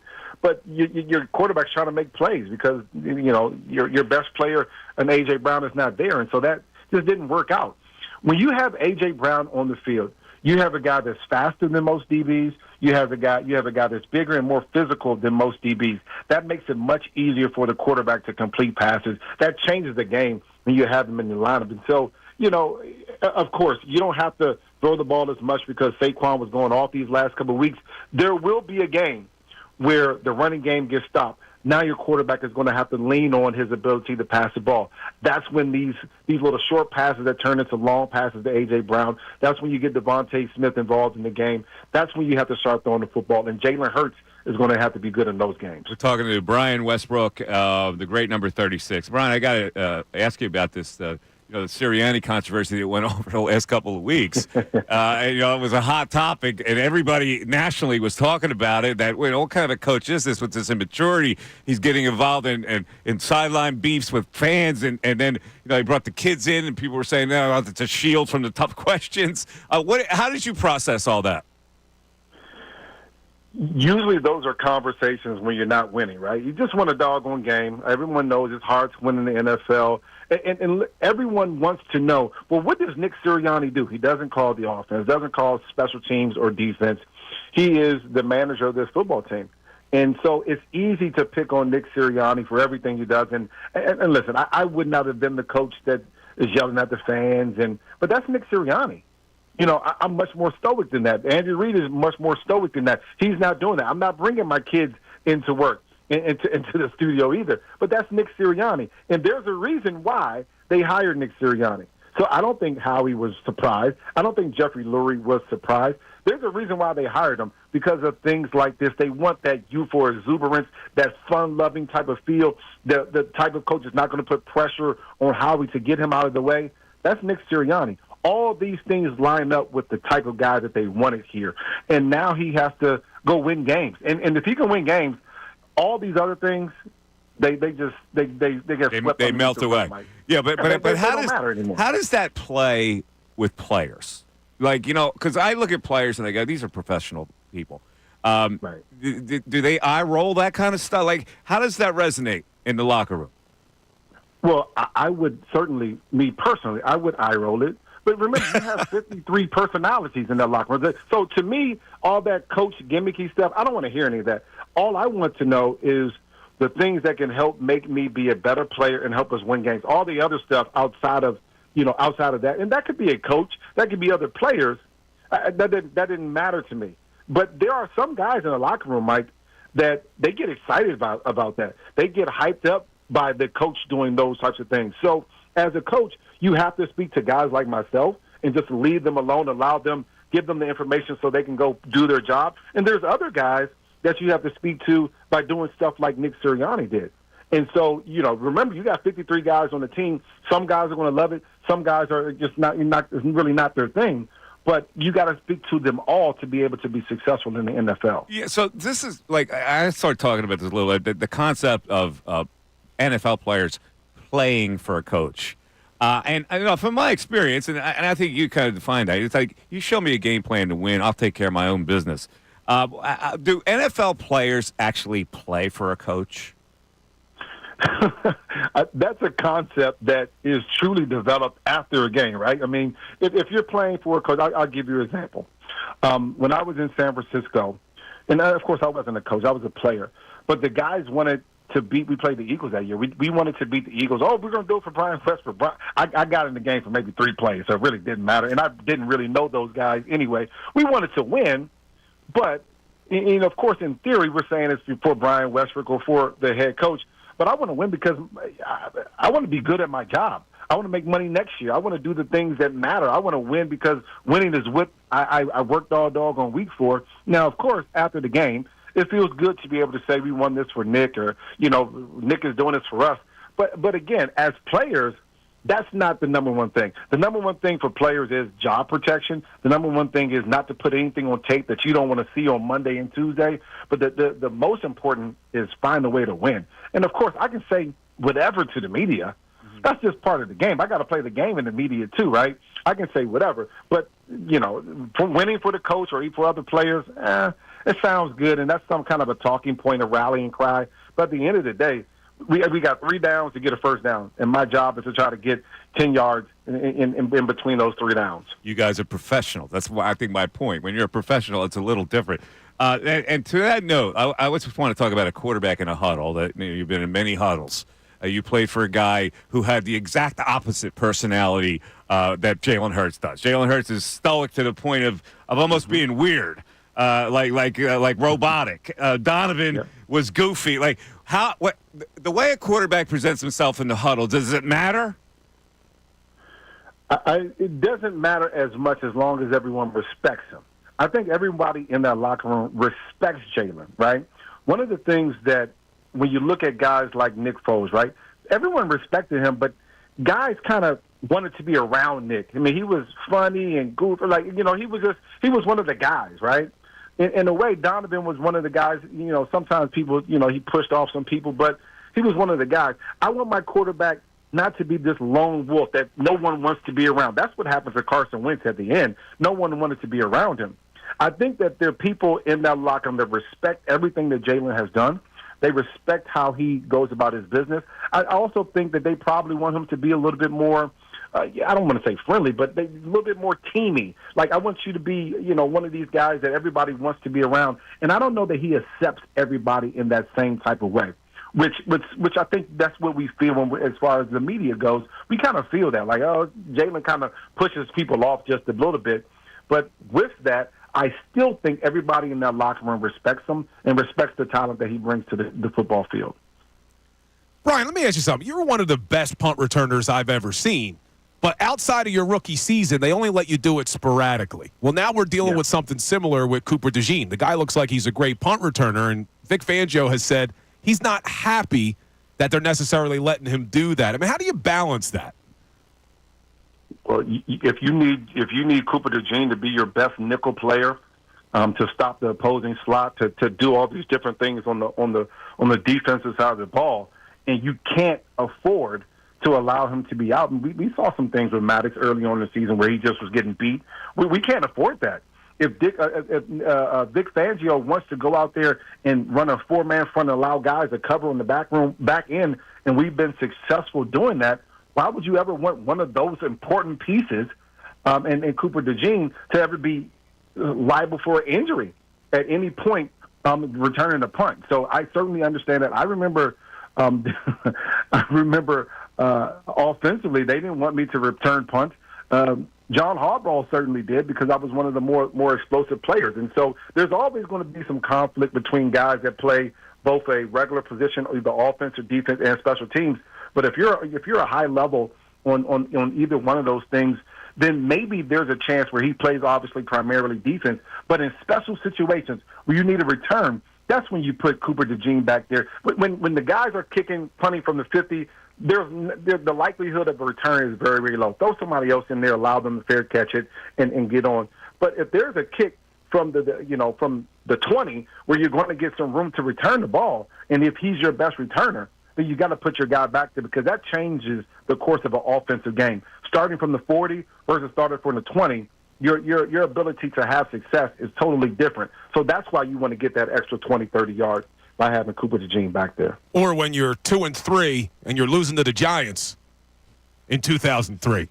We all remember that one. Well, when BUS saved the season. I don't remember that. Did you do something in that game? I remember things worked out well. I remember your game against Harcum College when you played for Villanova. That's messed up, man. Listen, I know you've been following college football, and you're a big Wildcat follower. I know you've been following Penn State this year, right? Ranked number 3. I mean, you on board? I'm happy for you guys. I'm sure that there will be. I'm sure, like usual, there will be a stumbling block along the way. You were delighted to be at Penn State there, watching the. That. I enjoyed that. Penn State, and I told you this before, Mike. Penn State was one of the worst tailgate situations. Well, because it was a noontime game against Villanova, but people were still in bed. They didn't care about that one. No. But see, everything good with the horse farm. Horses good and everything.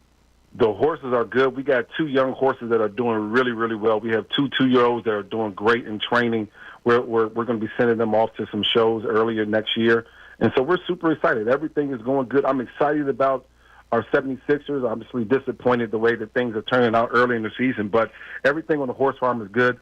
Ready for a little bit of basketball and football mixed throughout the week. Awesome. It's on my bucket list to get down to the Westbrook farm. I know you got the chaps hanging up for me. That's right. We got the boots, got the Spurs, and the chaps. The Spurs, the hat. I want to gallop into the sunrise with B. West like it's Yellowstone, man. Yeah, that'll be great for your back, Mike. Yeah, I know.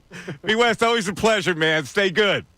All right, thank you, guys. All right, there he is, the great Brian Westbrook checking in. B. West. You see, I wanted to ask him that question playing for the coach, and come on, man, we're professionals. Yeah, but I'm a professional.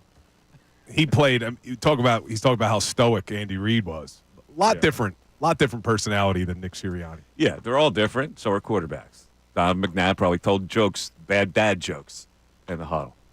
Jalen Hurts doesn't know how to spell joke. Right? It's just that's different. The funny thing that makes me chuckle. I was waiting for that drop. He looks like he's having more fun though, Jalen. And I don't know if it seems robotic. It seems like it's forced, but at least he's trying. He did the kid and play with A.J. Brown the other day. He's trying to have more fun. Yeah, that's okay. Listen, I don't really care that he's a certain personality. Your quarterback is somebody who does a job and helps you win. And if you have a certain personality that works, it doesn't work. I don't know. It's all about, at the end of the day, it's how you execute plays that are being called and how Keep you the main perform. thing the main thing. That's right. You just keep the main thing, Bill. Keep the main thing the main thing. And it's a big game this weekend. Yeah. All right. So, obviously, our main topic today is the Joel Embiid situation. Some people think it's being overblown. Some people don't. My only thing, and I've tried to be consistent about this, I had a bad feeling about this thing coming in when he wasn't playing. And, we went to media day, and Kelly Oubre was the first guest. He sits down, and I'm well, how's it going in scrimmaging? Well, Joel's not really scrimmaging. I'm going, uh-huh. So this is the way it's going to be. And then I'm going, okay, well, we'll start the season. It's all good. They're just being cautious. And then, boom, he's not going to play the first week.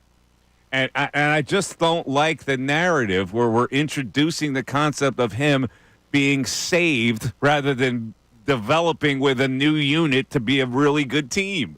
There's just too much emphasis that's being played at him not playing instead of playing.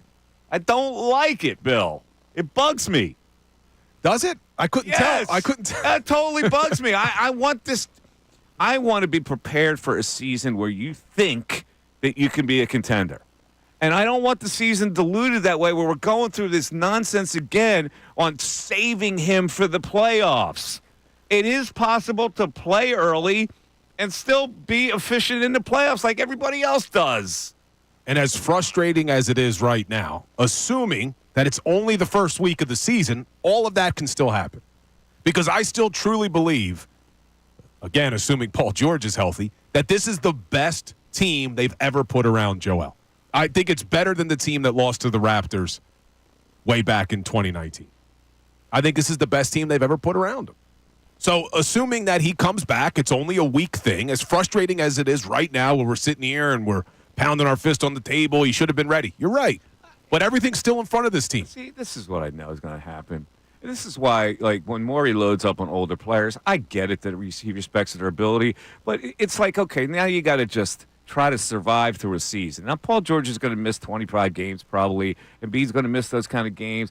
These role players that come off the bench, the same thing that happened to Covington is going to happen to guys like Eric Gordon and Reggie Jackson and all these guys that they're going to have to shoehorn in. And it just doesn't seem like the continuity from the jump is there. But there's plenty of time. You're right. The continuity from the jump's not there because we haven't even seen them play together yet. But it's a long season. The mindset, all right, we're ready to go. We got this. And instead, it's the opposite. Now, maybe I'm blowing a horn too loud here. Maybe everything's going to be okay. I hope so. I don't know if we can handle as a fan base if it's not. I mean, if this season is Embiid's barely playing, George is barely playing, they never get into a rhythm, and they go into the postseason and they lose in the first or second round, it's going to be a major disappointment. All right, here's how you get in, folks, because I want your opinion on this. My opinion is not gold on this, although in my mind it is. There are other opinions like Ray and Bill who are going, well, we got to keep them preserved for the playoffs. You would be wrong, but that's okay. 610-632-0975. Big 1 o'clock hour coming your way.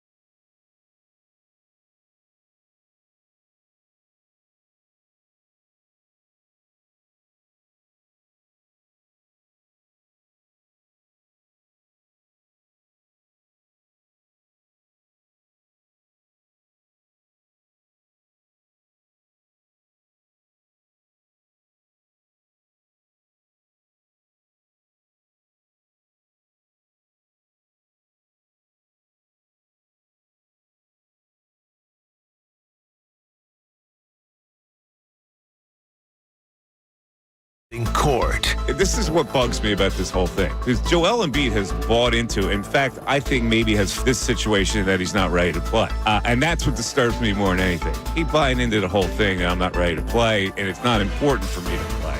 What's important for me is to get to the end of the season. This is this notion of if you play now, somehow you're not going to be ready to play the rest of the season. And it has gotten bigger, and it's gotten uglier, and it's gotten falser, and it's gotten more insulting to me.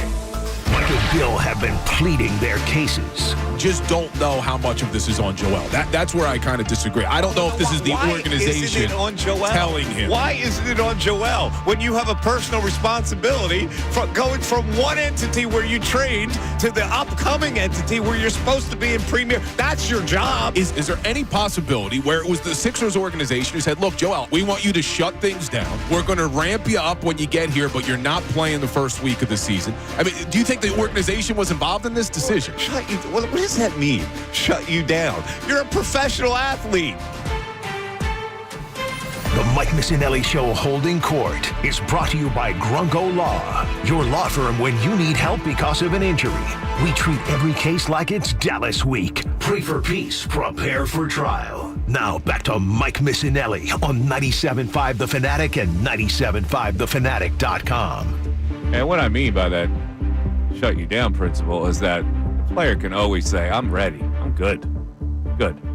No matter what you want to do, I get it. I can't miss the opener. All right, so you know my opinion on it. If you've been listening to the show, you know my opinion. This has gotten under my skin, this whole thing. But it's gotten under other skin in the media as well. There are a couple columns today that really tore into Embiid and the Sixers on this whole thing.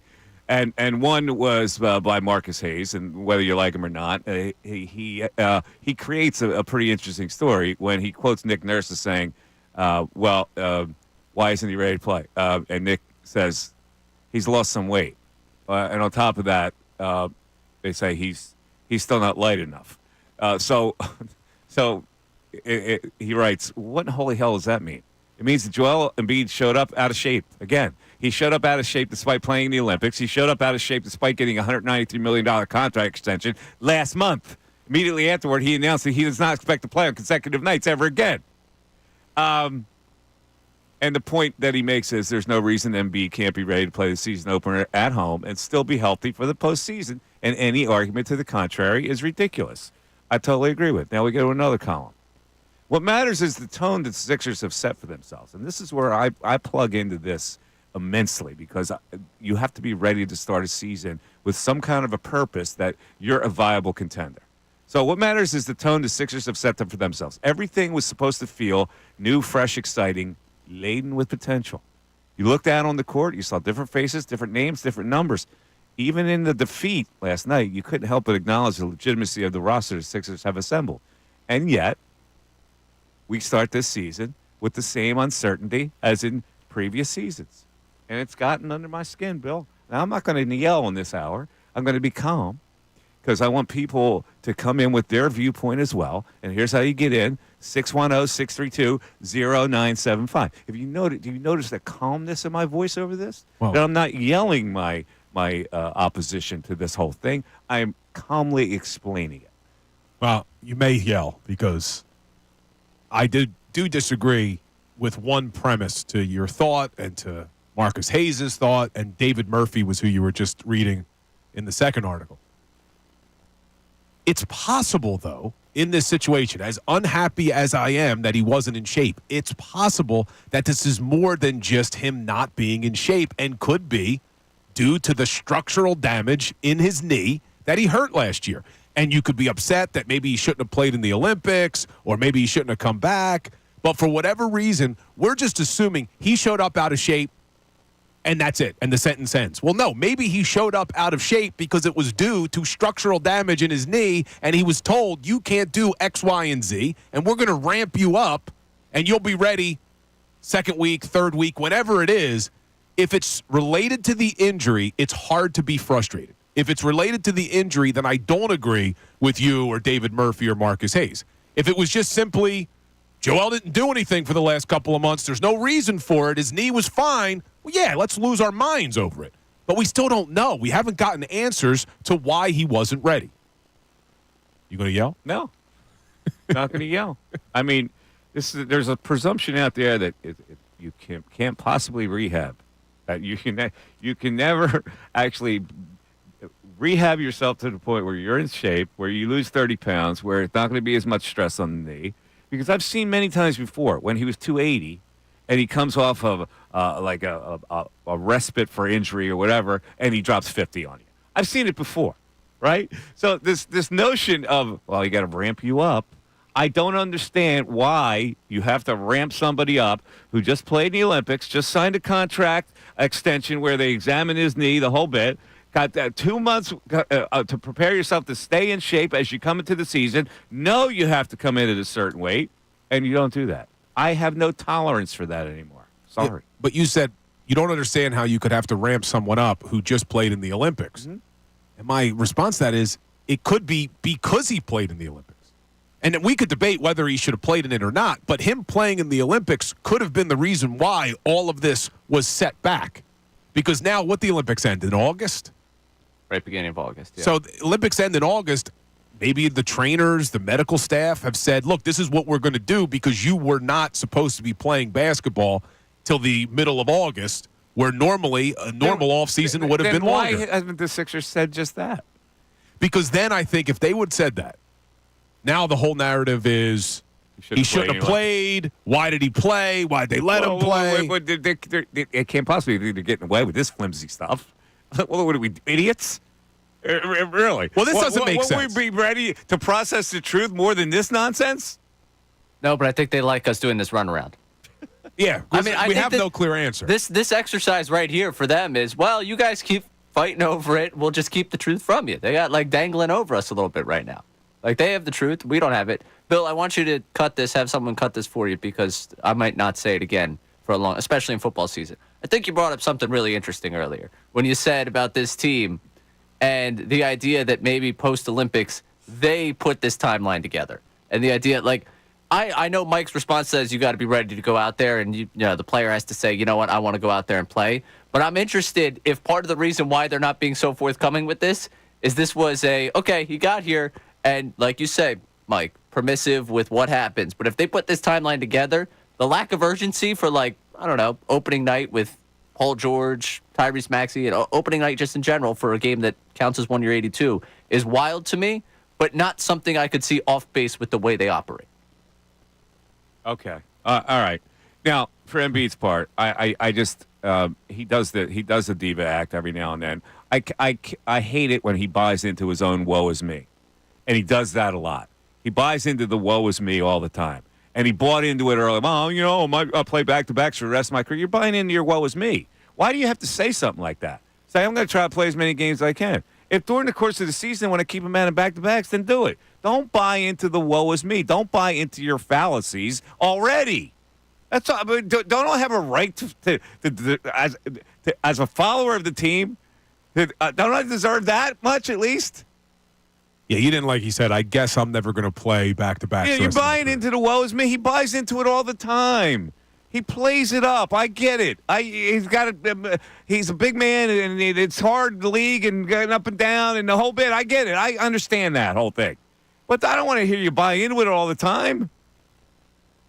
I just look at last season, though. I mean, we're talking about Joel, and he buys into all this. I mean, last year, I do give him credit for battling back from the knee injury, and he clearly was not 100% in that Knicks series. And he put up, 33 points a game? That still was the best points per game of anybody in the entire NBA playoffs last season. And he did it on half a leg.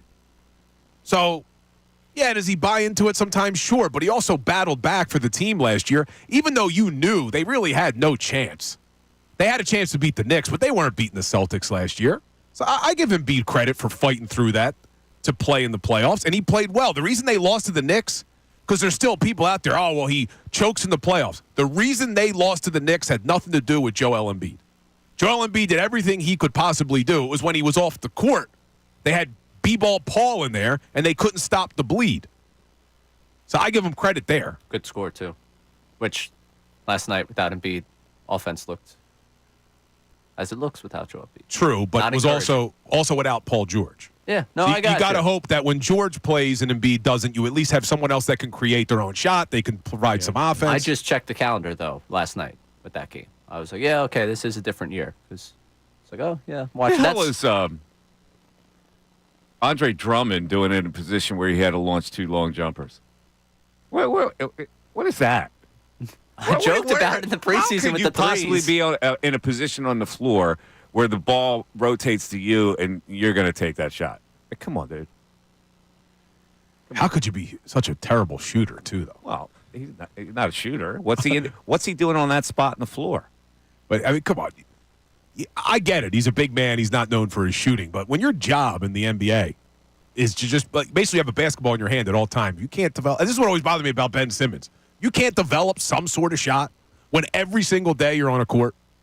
I mean, you could put us on a court every day. If we shot a basketball, we would develop a better jumper.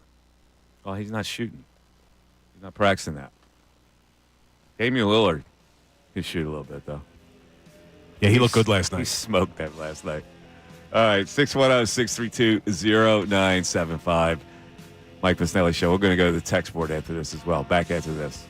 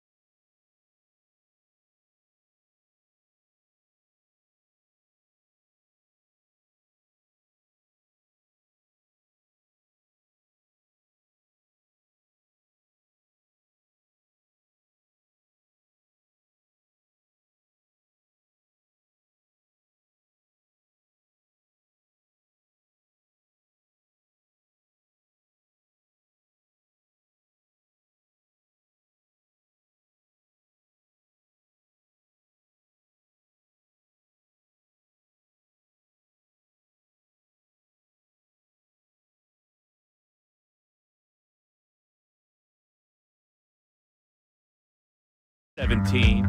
Mike Missanelli Show, 610-622-0975. Just reading on news that Wawa is getting ready to open 26 stores in Georgia. Oh, wow. They're going south. You think the people in Georgia are ready for the hoagies? What do you think? Will they call them hoagies down there? Hoagies. They have to call them hoagies, don't they? They can't call them subs just because they're going into Georgia. People may not know what they are. That's what I mean. Are they ready for the hoagie? Man, what do they got there and there now? Because I know, like, I don't know. When I went to Gettysburg, we had Sheets. We didn't have Wawas. Yeah, sheets are all through the middle of Pennsylvania. So I'm wondering what they got in Georgia. The hoagie. I don't know, but the 28, 26 stores are going to open in Georgia. Good for them. You know, now in Florida, there's not that much of a difference. You get a lot of transplants that go to Florida, but in Georgia, these are natives. I don't know how they're going to handle Georgia. It's probably going to be some of the best food they got down there. There's a Kincade joke in here somewhere. I'm trying to work on it. Why would you think that there's some of the best food they have? What? No, you go around the Atlanta area. It's obviously pretty urban, but surrounding areas is not. So I don't know where they're going with these stores. I'm surprised they didn't ask John Kincade to come down and open them up. Like, yeah. Cut the ribbon. All right. So on another note, I have to play this because the Sixers' next game is against who? The Indiana Pacers in Indiana. So that means Tyrese Halliburton time, right? Now, Tyrese Halliburton it pulled such a cheese-ass move on social media the other day. He videos himself with a birthday wish to 50 Cent, and he's got 3 shorties in his crib. Not Wawa shorties. No, he's got 3 ladies in the background in his crib. So let's get to what he posted. Fifth, what's up, brother? Wanted to congratulate you on your Vegas residency. You've always shown love, so I want to show love back. Appreciate you. Congratulations. That's a big honor. It's 4 in the morning. I just got back from the club, but I got to make sure I show love to my guy. Congratulations, brother. Keep going. All right. So 50 Cent is a permanent residence in Vegas. I don't know if Halliburton was in Vegas or whether he was in Indiana. It's what a cheese ass self-absorbed move this is. It's so gauche. Like it's 4 a.m. and I'm about to get it on with these 3 shorties. But I wanted you to know that they think that I'm Joe Stud, and I'm going to disguise it by saying congratulations, Fitty. Like, come on, man. Yeah, in fact, it's an obvious. Well, and it was intentional to have the 3 girls behind him. He could have been standing anywhere. Come on. They could have been at the house, and you wouldn't have known it if he just stood the other way. By the way, I gave you some bad information, too, Mike. I told you that's their next game. They actually play the Raptors tomorrow. Oh, they play the Raptors tomorrow. Yeah, I gave you bad info. That was my fault. Pacers are Sunday. Pacers are Sunday. Okay, so they do have play the game the Raptors and then Sunday. Yeah, that was my bad. Made me worried I had read the update wrong for the. So they're home against the Raptors. No, up in Toronto. Oh, they're in Toronto? Yeah, in Toronto. And then they're in Indiana? Then they're in Indiana. And then they come back home for the Tobias Harris game that we gave tickets out to yesterday. Woo! So they play the Pistons next Wednesday. Correct. Would they bring Embiid out for that game, or would they say, this team's a hack team, and we don't want to risk injury? Right? Or would they say this is a good time for him to go back because he's going to dominate Jalen Duren? All is forgiven if he dunks on Tobias within the opening minutes of that game. Yeah. Well, according to Nick Nurse, Embiid and Paul George did practice today, did most of the team drills, did some live drills. So maybe they're on pace to play against the Pistons next week. The real opener. The real opener against Tobias. But Mike may not be wrong. Maybe they just say, you know what, we're going to hold them out until Saturday, and that gives you a lot more rest. And you don't play against a hack team that may try to, I don't know. It's like going to the YMCA. Playing against guys I'm going to that game, that Grizzlies game. So I'd like for him to be, personally, I'd like for him to be out there by then. Yes, and the people that wanted the tickets yesterday would like him to be out there. Yeah, they would. Right? Well, if he plays against the Pistons, you got 2 days. See how he responds to it and plays on Saturday. I don't know. I don't even know. What are we doing with this? What's the plan? Yeah, I get it. All right, let's get back to the phones. We'll go to Michael. He's calling from York, home of the rock band Live from my 90s collection. Oh, they're from York, PA? Yes, they are. I didn't know that. Michael, you're on 97.5, The Fanatic. What's up, Mike? How you doing today, bud? Good, man. How you doing? Hey, who I'm speaking to? You speaking to Mike? Hey, Mike, how are you? Good, man. Hey, I got a question for you. When is the Paul George and LB will be coming back? Is it Wednesday or Saturday or what? They probably won't be back for till next week. Till next week? Yeah. They play a Wednesday Okay. game. It's possible they both of them play on that Wednesday, but I'm not, who knows? So when is the best time they're going to come back? Like Wednesday? Oh, do you want to come down to the arena and see them? Is that what you're asking? Why? Yeah. Oh, okay. Well, what's the schedule look like after Wednesday? They play Saturday after Wednesday? Goes next Wednesday Next against the Wednesday. Pistons, Saturday against the Grizzlies. Saturday Both those are home. against the Grizzlies at home. And then so they next Saturday, Mike, you can venture out from New York. Not New York. From York. Yeah, I'm in York right now, in York, Pennsylvania. Yes, I understand that. And is there a possibility? Is there any update for Paul George and LB? Well, no. I'm saying they're unlikely to play until next week. Oh, so next week They practiced. play, They practiced today, but I'm thinking that they'll hold them out until next week. Both of them. Yeah. All right, you good? Yeah, he's gone. He's good. Who's LB? I don't know who LB is. Don't want to know. I don't want to ask. I don't want to know. I thought I missed something. Larry Like, Brown is LB. LB? Who's he talking about? I don't know. I don't know. They don't have. Do they have Wawas in York? Probably not. I think they've made their way out that far. Did they? They're starting to push it in the middle of Pennsylvania. I think they opened up one directly across the street from the Sheets. Sheets used to be far superior because Sheets you used to be able to get hot food and you couldn't get that at Wawa. Before, you could go in the Wawa, you could actually order lunch meat. Remember that? You can get like a pound of American, pound of turkey. You could pick out some fresh rolls too there. Yes, you could. I used to like that. Back in the day. But now they've switched it up. They kind of, I think, took the Sheets model. Because Sheets, you could get cheese fries in the middle of the night after a night of drinking in college.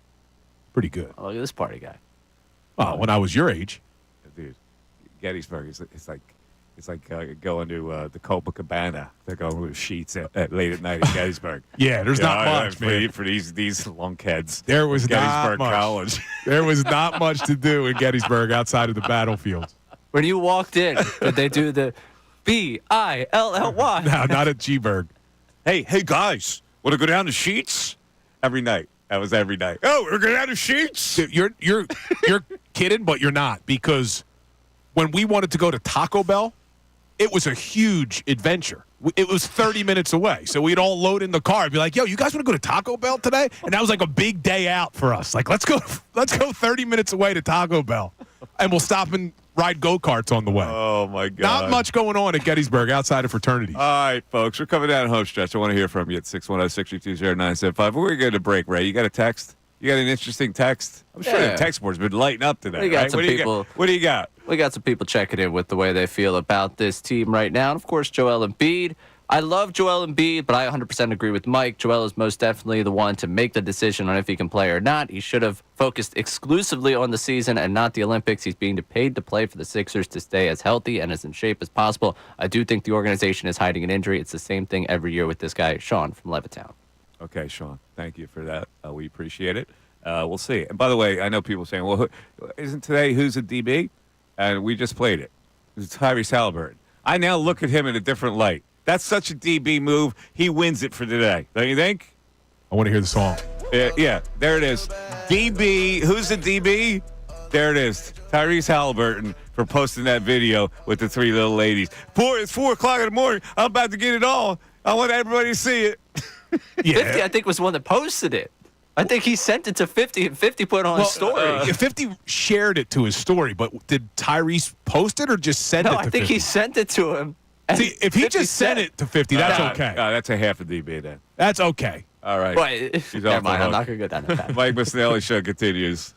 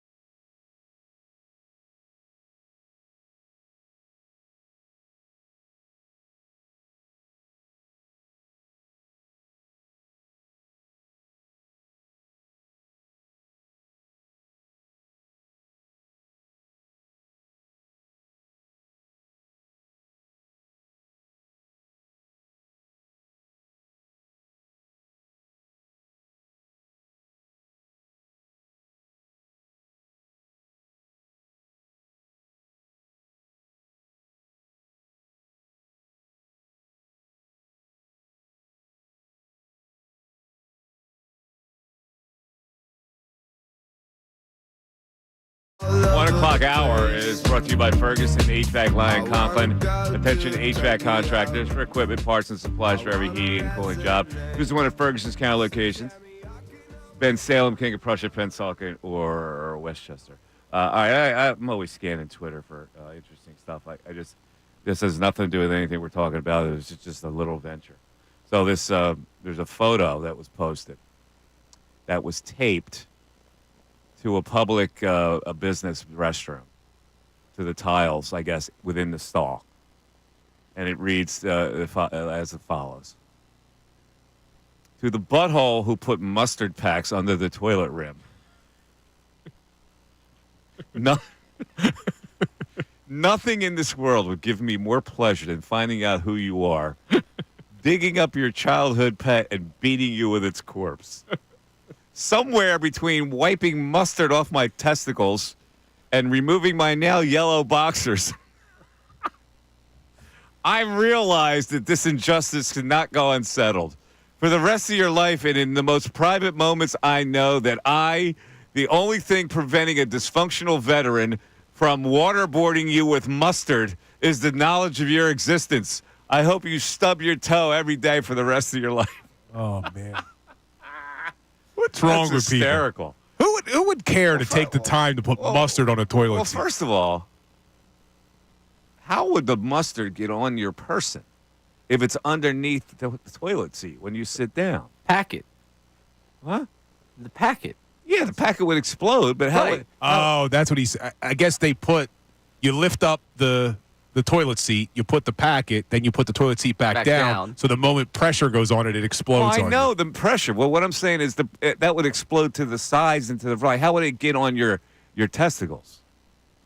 Now I can see it would because your pants are down. It would explode downward, and it would soil your boxers. I think it would shoot out. Right? Yeah, it would shoot out and get all over the place. Yeah, I imagine there's a number of It must have been strategically placed to the front of the V of the toilet seat. I can't think that this is the first time someone's done this. Here's what we're going to do. You have a good plan of attack. We'll do a couple experiments. Right. Pick up some mustard packets tomorrow.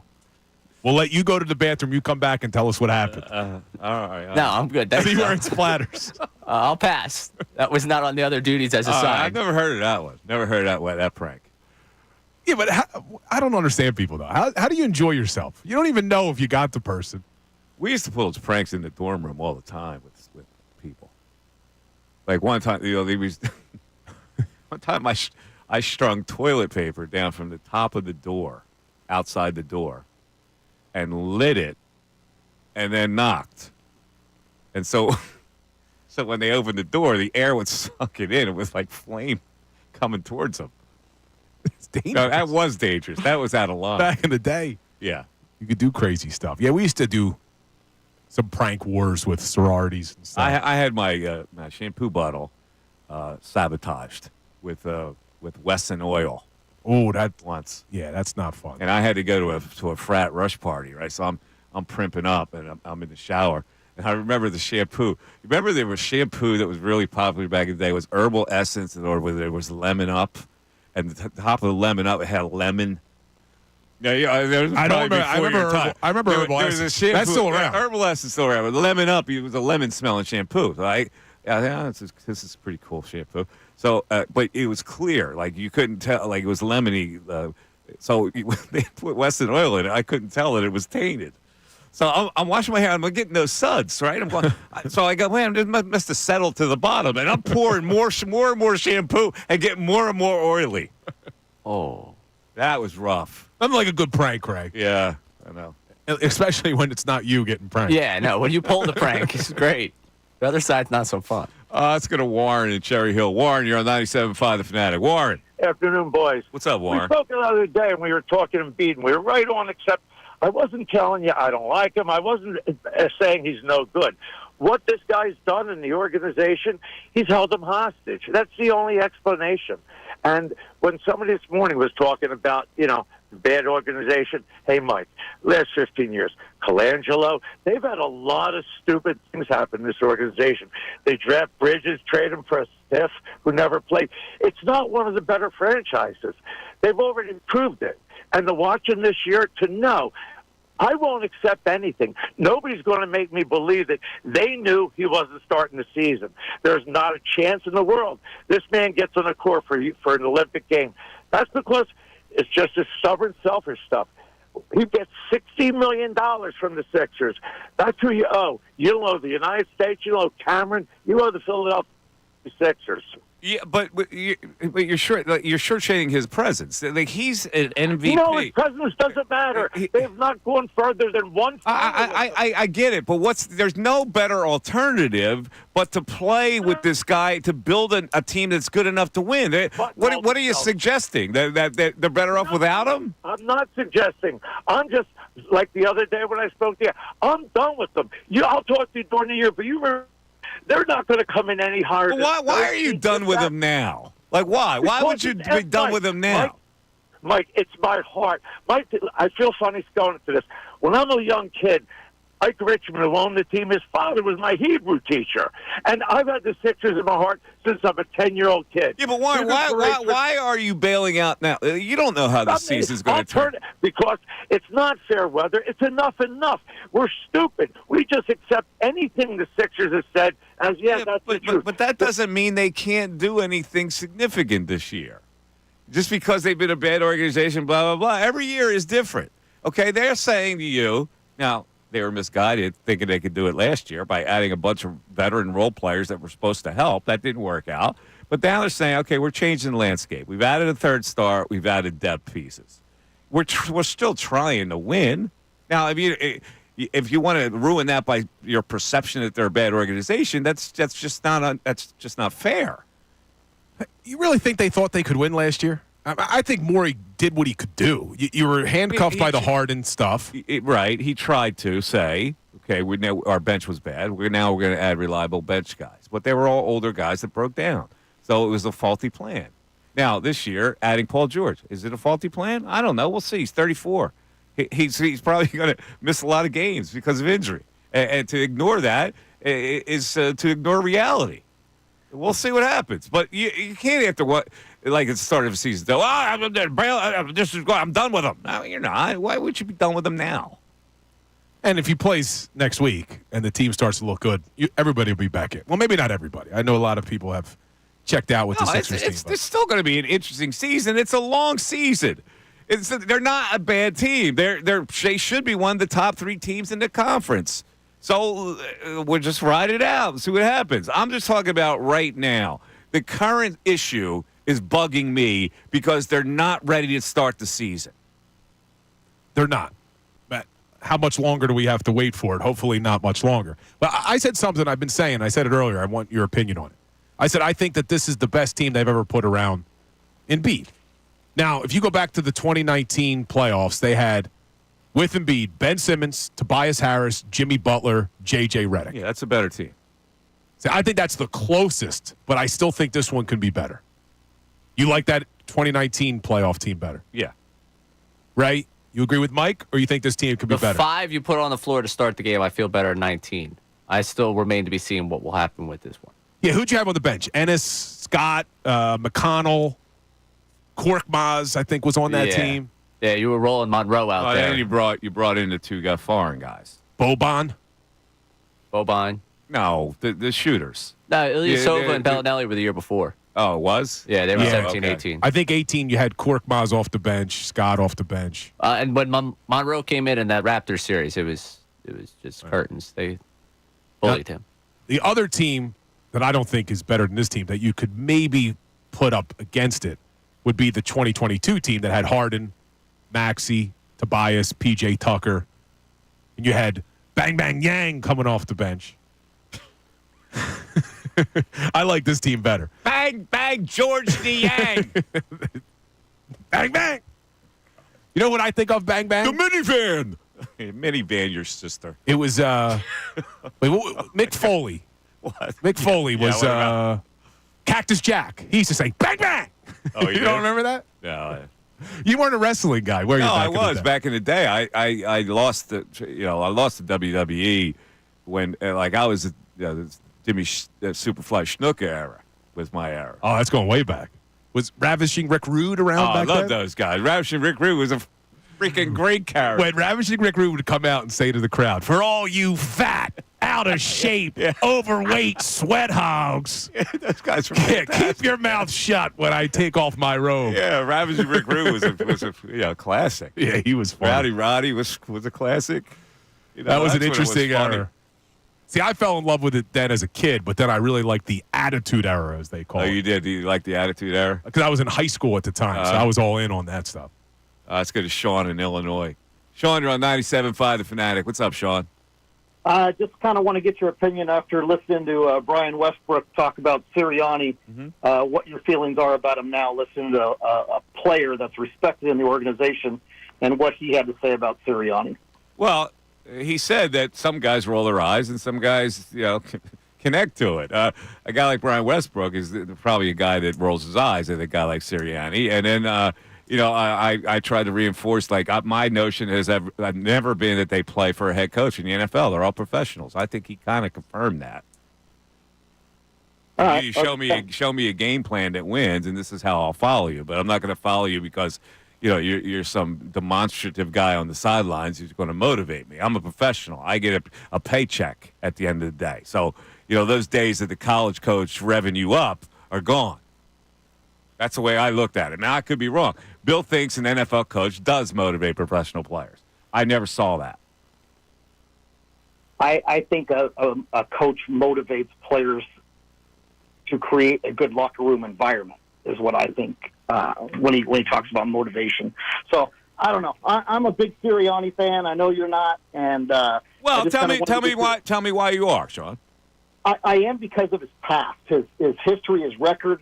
He's taken us to the Super Bowl, and I'm not saying it's just him that did it. And we had a very good chance of winning that Super Bowl, as you know.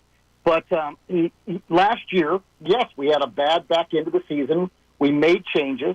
Lurie obviously believes in him, and I think Lurie is a great owner. So that's why I believe in him. There was a question yesterday also is, who do we got to beat till we believe in this team? And I thought about it, and I was like, man, we already beat the Packers, and we only played 3 quarters. And they're a great team. I mean, they're a very good team. I'm not going to say they're a great team, but they were one step away from the Super Bowl last year. Are we forgetting about that game? Are we forgetting how bad we played in 1 quarter and still fought as a team to come back and win? That's why I believe this team has the ability to do everything this year. Okay, listen, you could be right. I like the positivity, Sean. You could be right, Sean. I don't know. I mean, I can only go by what I've seen so far, and I go, okay, the power rankings have them kind of like, they're top 10? They're like 11. Most of them have them at 11. Yeah, I mean, I don't know that they've convinced anybody yet that they're a good team or a team that could do something significant in the playoffs. I think they're behind a lot of teams in the conference. That's what I was going to say. I don't think there's that many teams in the conference that are unbeatable. You look at the Detroit Lions are a good team. Unbeatable? I don't think so. The Vikings, they look pretty good. Unbeatable? No. The 49ers, they're a mess right now. Yeah. So I think that the Philadelphia Eagles, if they can get their stuff together, for lack of a better term, figure out their identity, take advantage of what they do well, this team, everything's still in front of them, man. All right. I think it's time for closing arguments. Now, closing arguments on the Mike Missanelli Show. Brought to you by Lowenthal and Abrams Injury Attorneys. Injured in an accident, call 800-876-LAWYER or visit LowenthalAbrams.com. All right, listen, my closing argument is like my opening argument, which is like this notion that you start the season by protecting Embiid rather than saying, let's go. That's been my problem with it. This whole training camp, it was like, okay, he doesn't have to play. We're not going to play him. We're going to kid gloves. We're going to do this. We're going to preserve him. And the notion is that we have to preserve him. We have to protect him from himself because we need him healthy for the playoffs. And I say, okay, why can't you be healthy enough to start the season and also healthy enough for the playoffs? Why do I have to believe that he's this porcelain vase that could be broken at any time? You had a lot of time to get yourself and keep yourself in shape from the Olympics. So let's start the season at least. And then we'll play the load management game or you can't play in back-to-back games. And then we'll nurse you through an entire season. And if that helps you be better in the playoffs, then good. The strategy was great. But I just don't like starting a season with the mindset that we have to not play them rather than to play them. And I understand what you're saying. It does set a bad tone. The only excuse I could make for him is if it's more than just not being in shape. If there's some sort of structural damage to the knee, which I'm hoping isn't the case, that would be the only reason you could see them doing this. But let's hope by this time next week, we're not talking about it anymore because we're like, wow, Paul George and Joel look pretty good out there against Tobias and the Pistons. That's what I'm hoping for. All right, you got a football game tonight you have any opinion on? You know, it's a tough one because you got the Vikings, short week, going on the road to L.A., but I just think the Vikings are going to want to bounce back after the loss to the Detroit Lions, so I'm taking the Vikings to cover. I think it's 2.5. Are the Vikings growing on you at this point? I'll tell you what, Sam Darnold's impressed me a lot. He has impressed me. You didn't give the Vikings very much respect early on. No, and I don't think that they're unbeatable. I just think they're better than the L.A. Rams. So I'm taking the Vikings minus 2.5. All right, ladies and gentlemen, thank you. It's been a really active day. We really appreciate your contributions. I love the discussions like this because people are on one side or they're on the other. We'll see how this all plays out. So thanks again for listening, and tell your friends and neighbors about the Mike Missanelli Show. Thanks to Ray. Thanks to Bill. Have a great rest of the night, everybody. We'll talk to you tomorrow.